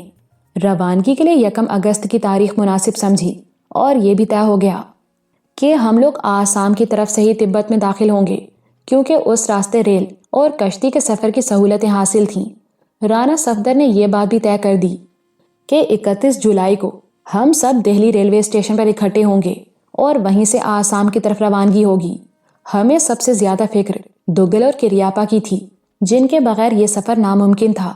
انہوں نے خود ہی پیشکش کی کہ وہ کل مسٹر ایلن کے ساتھ دائی لیک لوٹ جائیں گے، اور اگر ہم مزید 8 دن اسی جنگل میں قیام کریں تو وہ اپنے ٹھیکیدار اور عزیزوں سے رخصت ہو کر اسی کیمپ میں ہم سے آ ملیں گے، اور روانگی تک 3.5 مہینے میرے ساتھ پنجاب میں گزاریں گے۔ اس بات پر اتفاق ہو گیا کہ ہمارا کیمپ یہیں رہے گا اور ہم ان کی واپسی کا انتظار کریں گے۔ اسی بہانے ہمیں بھی مزید 8 روز شکار کا موقع مل گیا۔ میرے پڑھنے والوں نے محسوس کر لیا ہوگا کہ اس بھیانک اور انتہائی خطرناک سفر کے سامان غیب سے ہو رہے تھے، جس کی لرزہ خیز روداد وہ آگے چل کر پڑھیں گے۔ یہاں صرف یہی عرض کرنا مناسب سمجھتا ہوں کہ تقدیر کس طرح مختلف لوگوں کو گھیر کر ایک پارٹی کی شکل میں اکٹھا کر رہی تھی تاکہ وہ بھی موت کے سفر پر روانہ ہوں۔